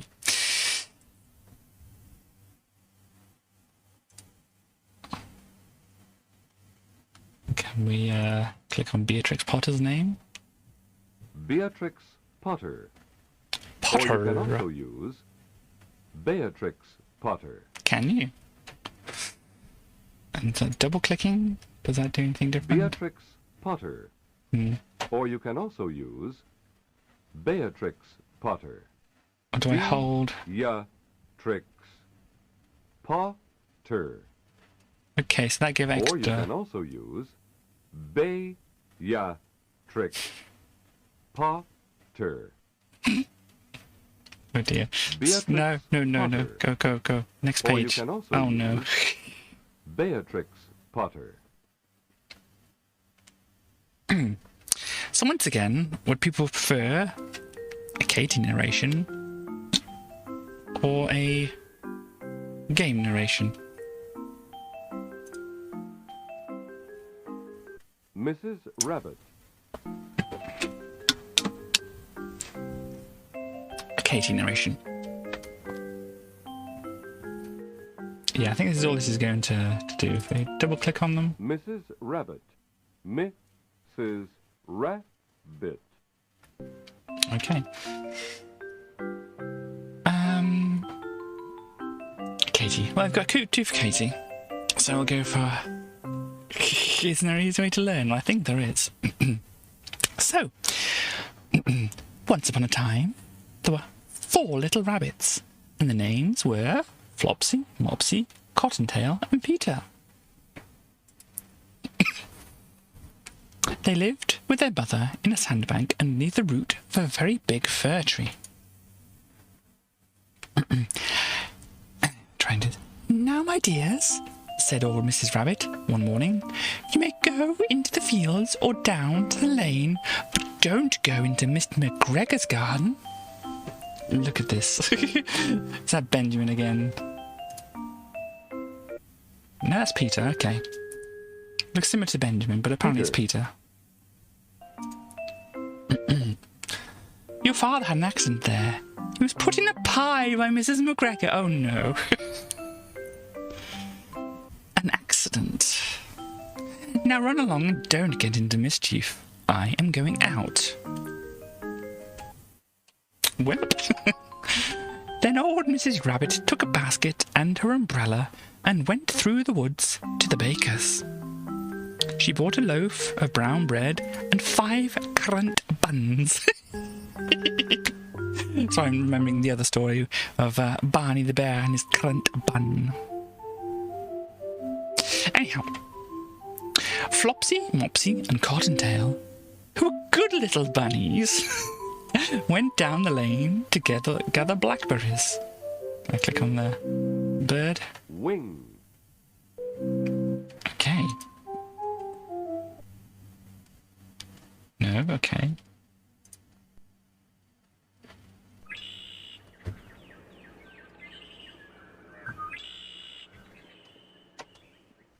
Bird. Bird. But Peter, who was very naughty, ran straight away to Mr. McGregor's garden and squeezed under the gate. First, he ate some lettuces and some French beans, and then he ate some radishes.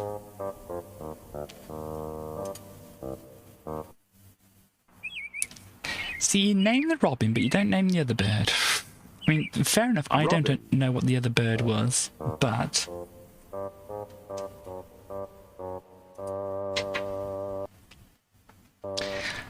And then, feeling rather sick, he went to look for some parsley. Oh, my word, this music. But round the end of a cucumber frame, whom should he meet but Mr. McGregor? We have a special thing for Mr. McGregor.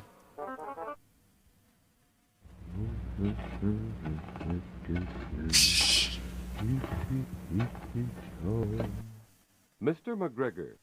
Apparently likes singing Old MacDonald. Oh dear. Mr. McGregor was on his hands and knees planting out young cabbages, but he jumped up and ran after Peter, waving a rake and calling out, "Stop, thief!" You've definitely read this book, okay. Peter was most dreadfully frightened. He rushed all over the garden, for he had forgotten his way back to the gate. He lost one of his shoes. You have a very condescending 1940s book to teach you about wildlife, if you like. Oh, cool. Is that something you can share, or that I can look at now? Among the cabbages, and the other shoe amongst the potatoes. Oh dear. It's written for city kids. Oh dear.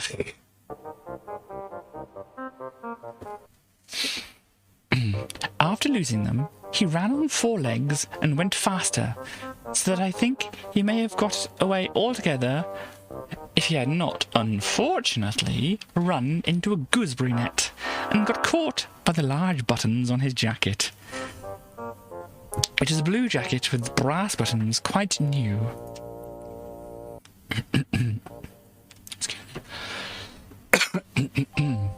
Peter gave himself up for lost and shed big tears, but his sobs were overheard by some friendly sparrows who flew to him in great excitement and implored him to exert himself. Stop being a lazy bunny, get off your butt.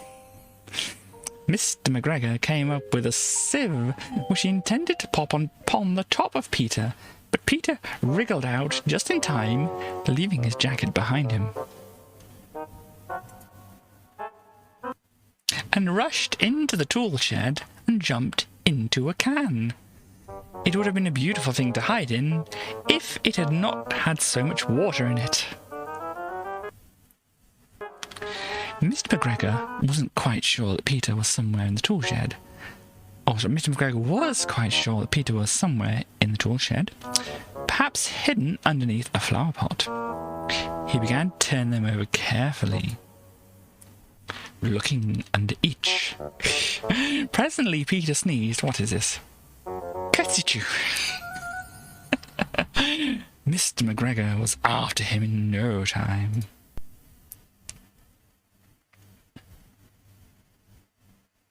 And tried to put his foot upon Peter, who jumped out of a window, upsetting 3 plants.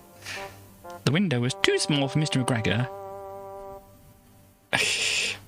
and he was tired of running after Peter. He went back to his work. Let's see.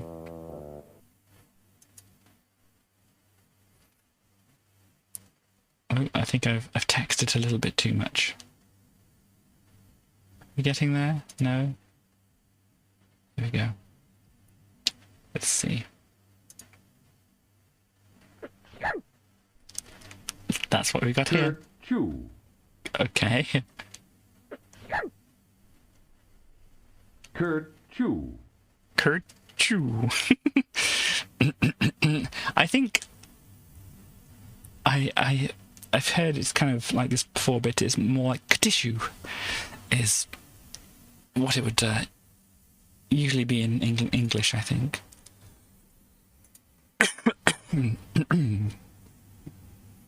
So Mr. McGregor was tired of running after Peter. He went back to his work.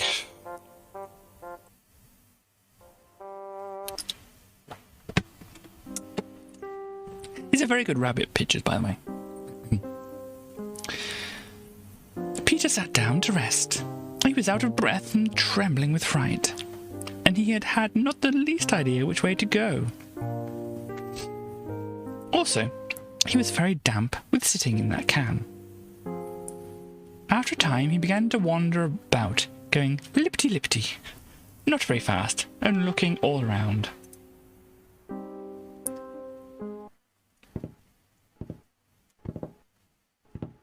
Lippity, lippity. Indeed. Oh.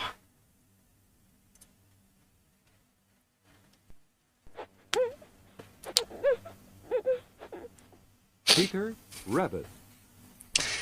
He found a door in a wall, but it was locked, and there was no room for a fat little rabbit to squeeze underneath. Hey, don't shame the rabbit. An old mouse was running in and out over the stone doorstep, carrying peas and beans to her family in the wood. Peter asked her the way to the gate, but she had such a large pea in her mouth that she could not answer. She only shook her head at him. Peter began to cry. Oh no, another cat. Work back on you. Well, have a good day at work there, Chaos. I hope you've enjoyed the stream. Then he tried to find his way straight across the garden, but he became more and more puzzled. Presently, he came to a pond. Yes. Let's leave it there. Where Mr. McGregor filled his water cans, a white cat was staring at some goldfish. She sat very, very still, but now and then, no, thank you very much, Chaos, the tip of her tail twitched, as if it were alive. Peter thought it best to go away without speaking to her. He had heard about cats from his cousin. Little Benjamin Bunny. He went back towards the tool shed, but suddenly, quite close to him, he heard the noise of a hoe. Scratch, scratch, scratch, scratch.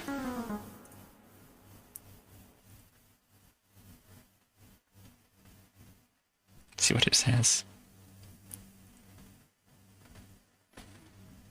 Are we going to get a reading?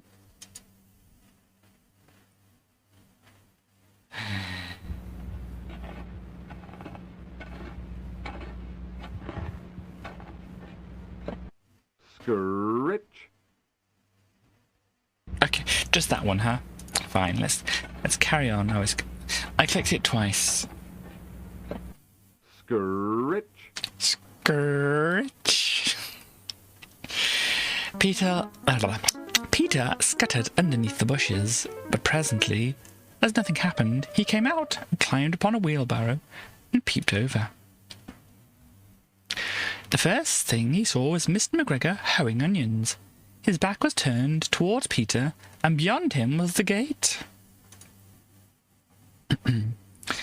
Peter got down very quietly off the wheelbarrow and started running as fast as he could go, along a straight walk behind some blackcurrant bushes. Mr. McGregor caught sight of him at the corner, but Peter did not care. He slipped underneath the gate and was safe at last in the wood outside the garden. Mr. McGregor hung up the little jacket and shoes for a scarecrow to frighten the blackbirds. Okay, so we read these out of order.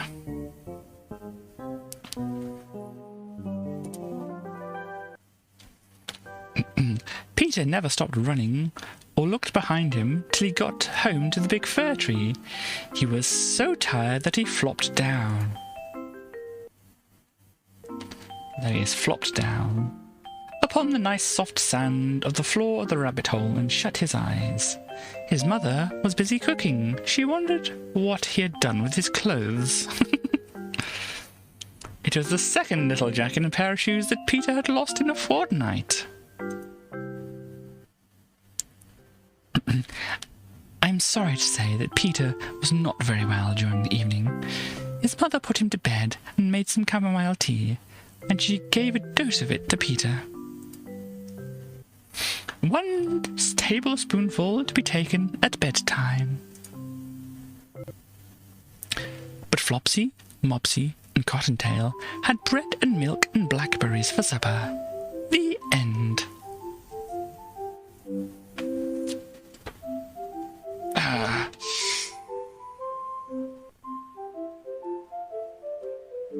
There we go.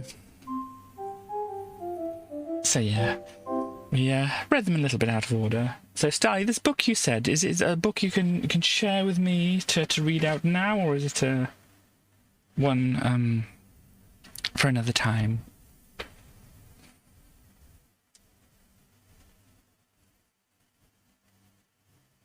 It's an IRL book. Okay, so I can't read it out right now. Okay, let's see what else we have. So we have those. We have a couple of others, which I'm not quite sure. Well, I wasn't quite sure what those were going to be. Definitely didn't expect the beating, but there we go. I'll take some. Hang on. You'll take some pictures. Okay, cool.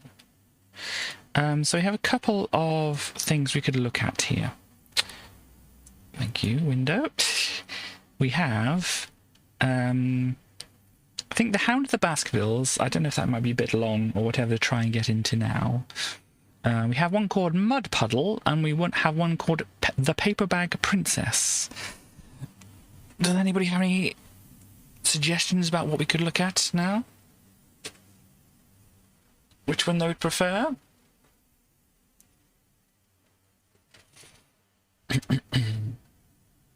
If not, I'll just pick one myself. You don't mind. West wants the Paper Bag Princess one, so since that's the first one we've seen here, we shall do that one. Cool. Well, both want paper bags, so there we go.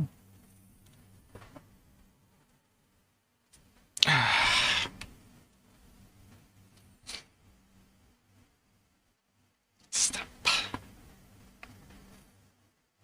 I don't think the CD would work if it was angled quite like that and it was shining laser at it.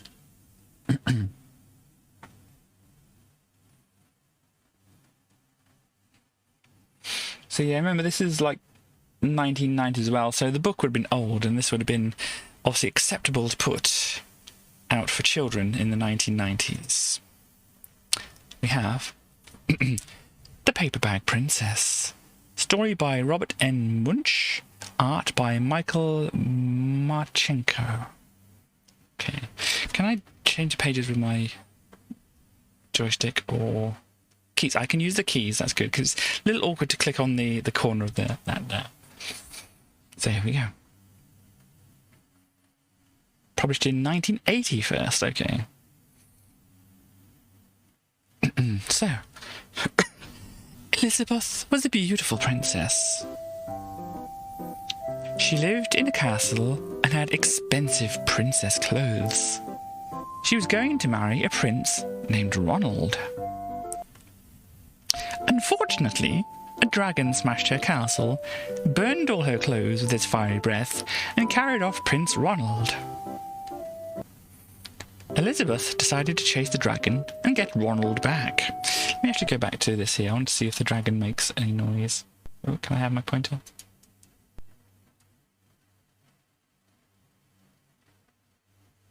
No, it's not. It's synths. Dragon. Okay, no roar or anything like that. Okay. It has to load before I can flip the page over. Oh gosh, did I miss? There we go. Okay. So she looked everywhere for something to wear, but the only thing she could find that was not burnt was a paper bag, strangely enough. You would think that would be one of the things that would burn, but... So she put on the paper bag and followed the dragon. He was easy to follow because he left a trail of burnt forests and horses' bones.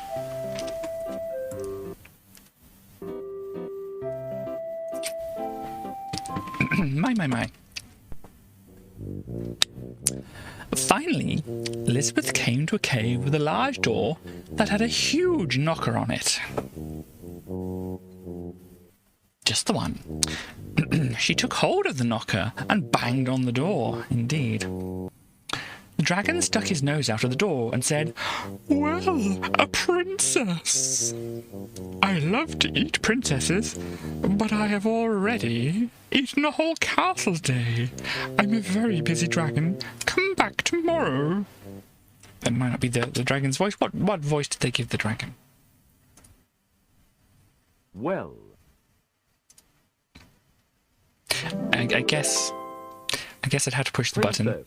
I'm not quite sure how to stop it when I start it. Let's see. I can put a save down, and if I click on it,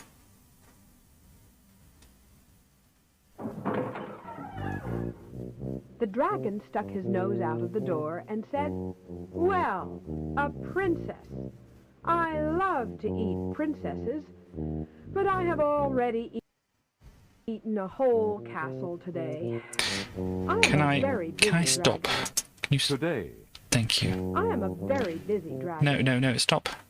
Ah. Or in conversational use.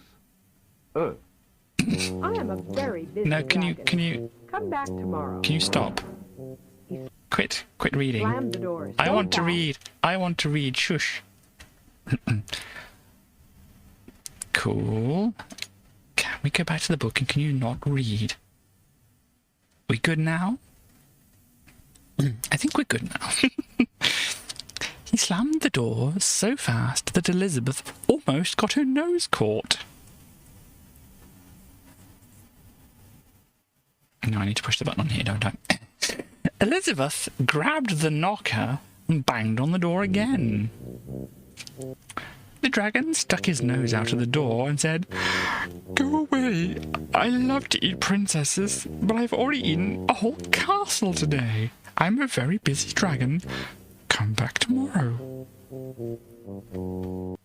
"Wait!" shouted Elizabeth. "Is it true that you are the smartest and fiercest dragon in the whole world?" "Yes," said the dragon. Are you flipping the page? You thinking about flipping the page? I don't think it is. "Is it true," said Elizabeth, "that you can burn forests at 10 forests with your fiery breath?" "Oh, yes," said the dragon, as he took a huge deep breath and breathed out so much fire that he burned up 50 forests. "Fantastic," said Elizabeth, and the dragon took another huge breath and breathed out so much fire that he burned up 100 forests. Magnificent, said Elizabeth, and the dragon took another huge breath. But this time, nothing came out. The dragon didn't even have enough fire left to cook a meatball. Elizabeth said, Dragon, is it true that you can fly around the world in just 10 seconds? Are you turning the page? No, try again. Why, yes, said the dragon, and jumped up and flew all the way around the world in just 10 seconds. He was very tired when he got back, and Elizabeth shouted, Fantastic! Do it again! So the dragon jumped up and flew around the whole world in just 20 seconds. When he got back, he was too tired to talk. He lay down and went straight to sleep. Elizabeth whispered very softly, Hey, dragon. The dragon didn't move at all. She lifted up the dragon's ear and put her head right inside. She shouted as loudly as she could, Hey, dragon! The dragon was so tired he didn't even move. Elizabeth walked right over the dragon and opened the door to the cave. There was Prince Ronald. He looked at her and said, Elizabeth, you are such a mess. You smell like ashes, your hair is all tangled, and you're wearing a dirty old paper bag. Come back when you're dressed like a real princess. Oh dear. Ronald, said Elizabeth, your clothes are really pretty and your hair is very neat. You look like a real prince, but you're a bum. Oh dear, I don't know if I'd use that word, but they didn't get married after all. I think that's the end. Yeah. So there you go.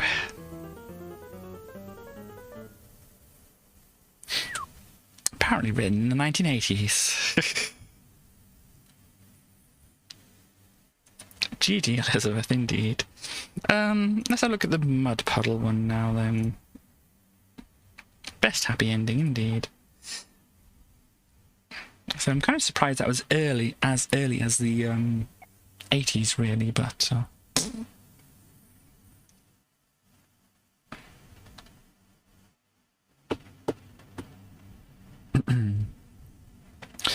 One more, and then I didn't get any more of the books. There are more of them and stuff like that, I think, but I don't have any more apart from the Sherlock Holmes one, which I think I'm probably not going to have time for to look over. Because we want to try and do some mystery stuff, but then obviously it's Sherlock Holmes. It's kind of more, oh, Sherlock is so smart, he can figure this out, but you can't. Kind of thing. Dog.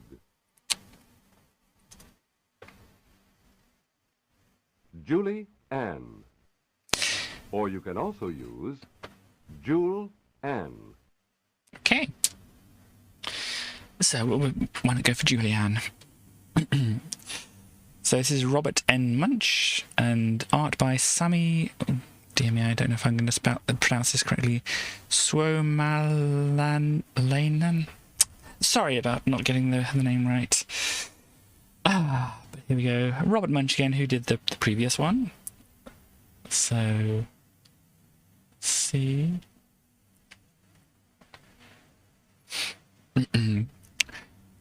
Julianne's mother bought her clean new clothes. Julianne put on a clean new shirt and buttoned it up the front. Well, it did say I could... Oh, yes, there is... Yeah, sorry. Blah, blah, let's go back and find out. Sorry, sorry, brain. Let's go this properly. Sorry.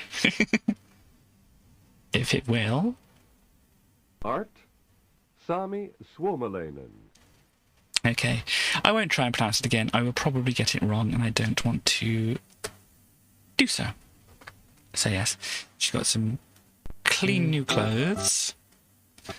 She put on clean new pants and buttoned them up the front.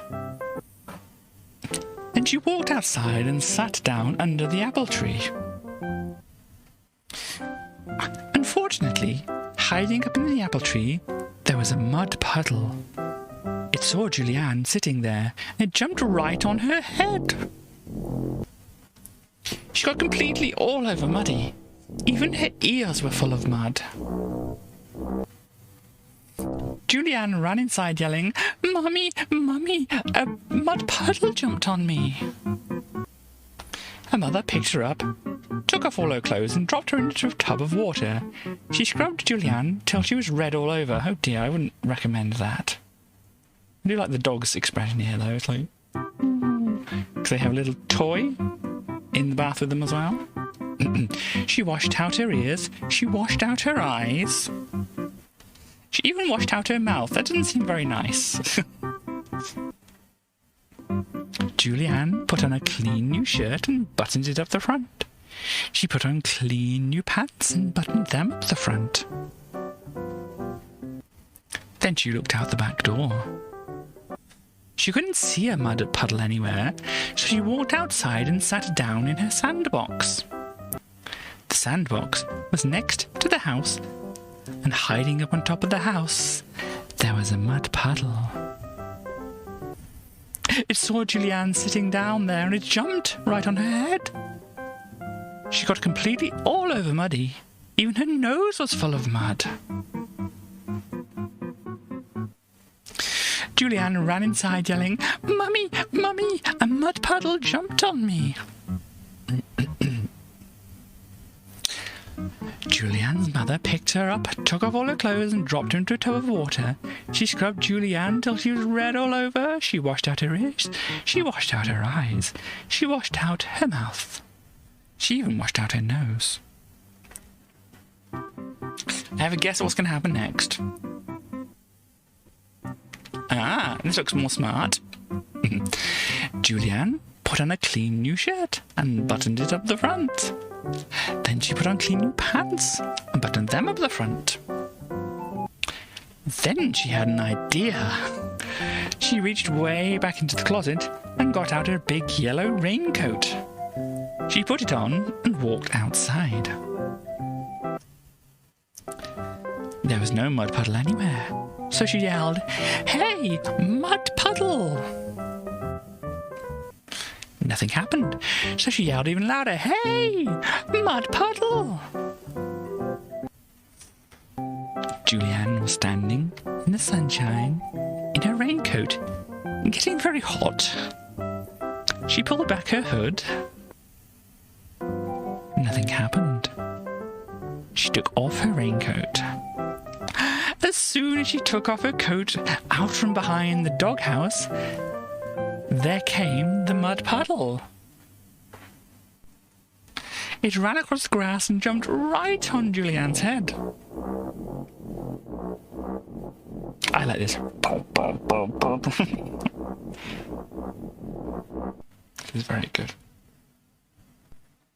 She got completely all over muddy. Julianne ran inside yelling, "Mummy, Mummy, a mud puddle jumped on me." I don't think she's very apologetic, is she? She looks far too happy. I don't even know what she's got stuck in her hair up here. Yeah.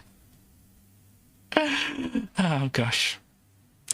Be like, "Stally, Stally, an oil puddle jumped all over me."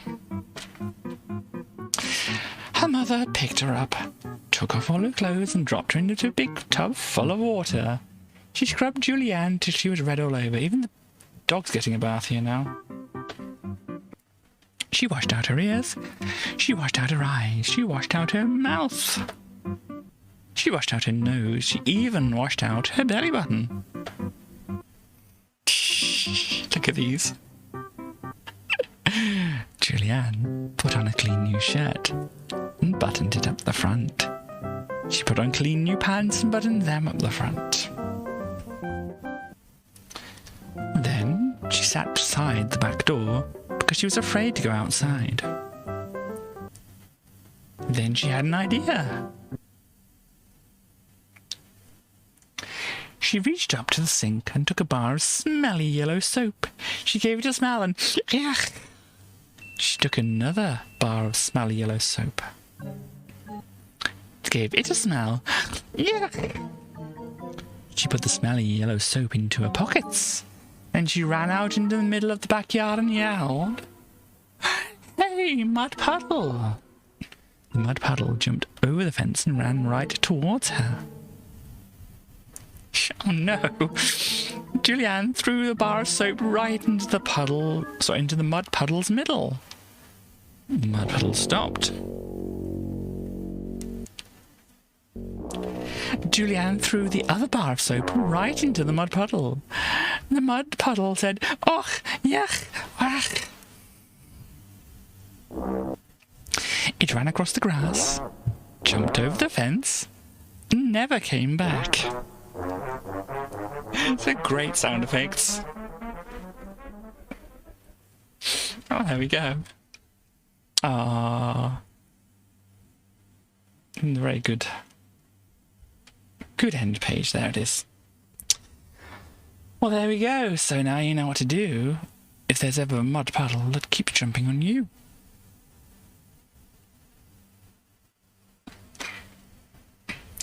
And I think,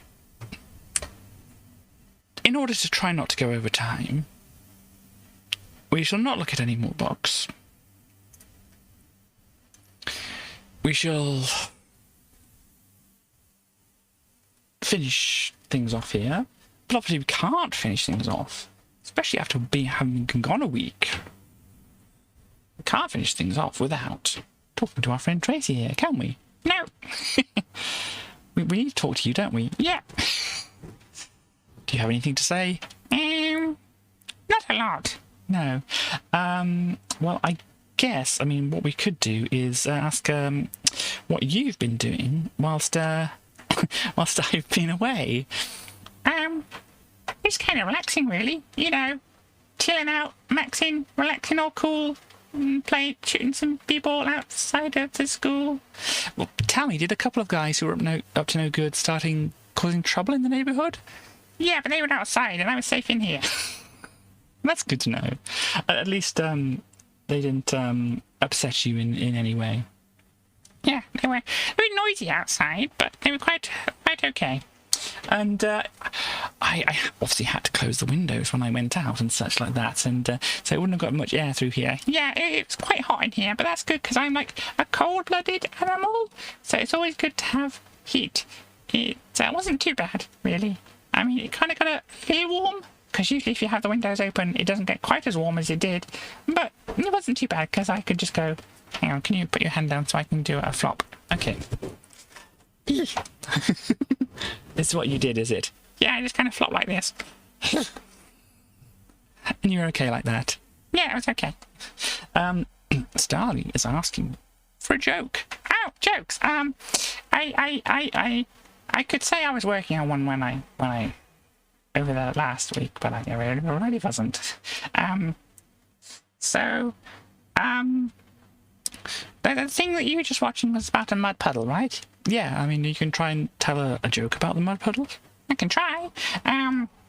So, what do you call something that is big and brown? I think I know where you're going with this. And sticky!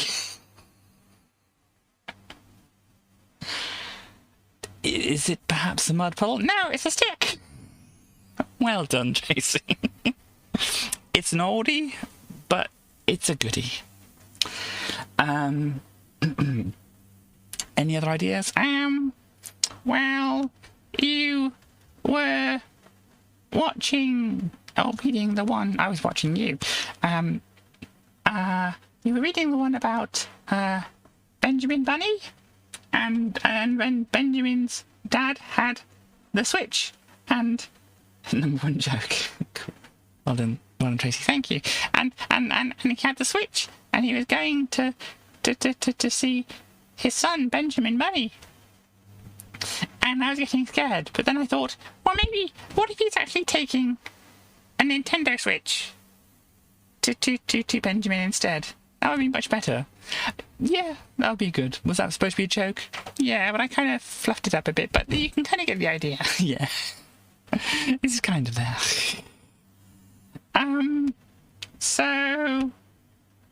So been having a good time whilst you've been away. Yeah, it hasn't been bad. We've been chilling out with Deacus over there. Yeah, we should get Deacus, because Deacus hasn't been on camera too much here. And obviously Deacus doesn't really say very much, but it's always good to have Deacus around just to say hello. So, hi Deacus. There we go. So yeah, me and Deacus were hanging out, weren't we?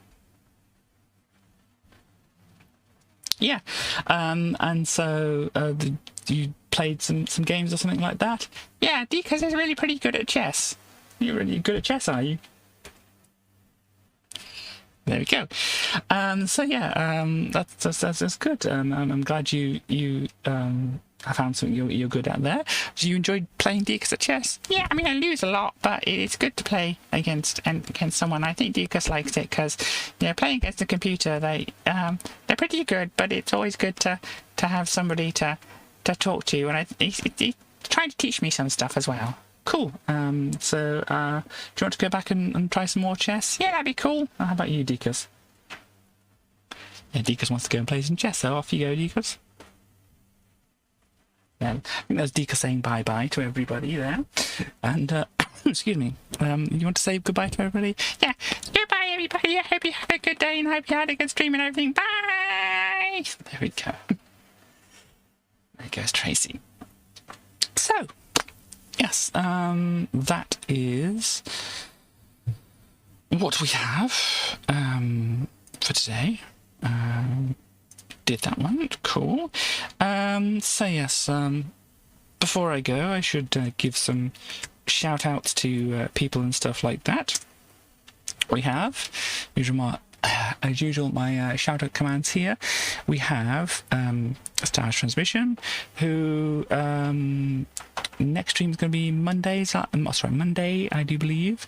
Is that going to be a Sea of Thieves again? I think so. If you're not available, obviously let us know. But next stream is scheduled in for Monday. Cool. Getting some sailing in there. Should be doing it. Cool. And also on that list here we have Chaos. Ninja Chaos, who is good to watch as it's on there for some like conspiracy theory stuff, and she occasionally does games and stuff, but I think she's just been very tired and stuff recently, so but yeah, tomorrow should be doing some more conspiracy stuff as far as I know. Apparently, well, maybe it's not conspiracy stuff, maybe because she was reading into that book, wasn't she, about how to behave well as a woman and get a husband and such like that. So it's kind of a bit into that instead, which could be seen as a good housewife, could be seen as some kind of conspiracy as well. But also on there we have Starly, who still, I don't think you've decided on when you're going to be doing some streams and stuff like that, but yes, still kind of trying to figure out when she can do it and what she can do and such like that. And also Radford West, who has previously been streaming but has decided to focus on other things at the moment. They have asked me to put When You're Not Ill. Yeah, unfortunately there is that. But yes, West has asked me to put in some information about their website there, and why not? Just so I can give a little tease to people about the website here. I can just pop over right now. Here we go. This is some of the art. So obviously you've seen my background here. I mean, in fact, if we go over to Twitch icons, things and stuff here, we can see this is my stream starting soon. My backgrounds and my emotes and things all made by West here, which is very good. And they've also done some things for Chaos, as you might have seen Chaos's things, and there's ones for Stars here as well. I've already got a card there. But West also does other things. They've done some things on Redbubble, so if you want to buy any of these things, there's something for Hampshire Feminist Collective and Transmedia Watch here as well. Got some comics and stuff as well you can have a look through if you wish to do so. Very good cat beauty, yes. And so yeah, so if you want to have a look around West's website, you can see some very good arts and things like that. and obviously probably get into contact if you fancy having any art done. I'm sure West would be very happy to do that if you ask nicely and stuff like that. So yes, there is all of that. I can't remember if you said that I should say anything else. Stick it to one of the band people yesterday. Cool, yes, because you went out to a gig yesterday, didn't you? A very safe gig, if people are wondering. But yes, roll 20 D&D. That is cool. Let me see if we go back over. No, that's the wrong one, Katie. This one here, get wrecked. Oh, can you see that? Yes, you will be able to see that. Actually, is there anything else you wanted me to do that I forgot because you said some things? Obviously, some of it stuck, but hopefully that's what you wished me to demonstrate as such. So yes, that's good. Cool. So yeah, if you like my emotes, if you like that art and stuff like that, then go look at my stuff.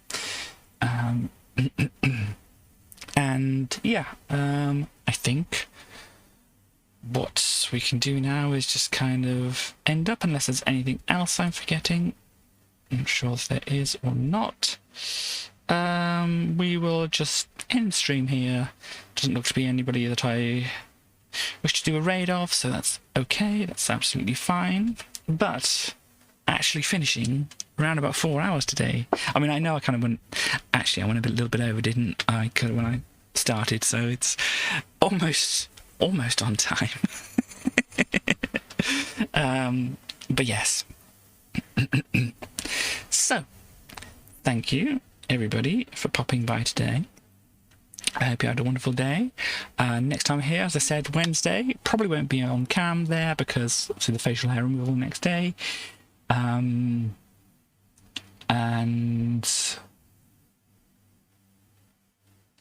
yeah, we're going to look at some more. Can I give a tease for what we're looking at here? Yeah, there's going to be an interesting puzzle game. It's going to be a car game, Stars. There's going to be some art stuff, so I suppose like West might be interested in that. Yeah, there's lots of stuff here, and obviously there's other stuff in the magazines. Who knows what we'll find in the magazines Wednesday.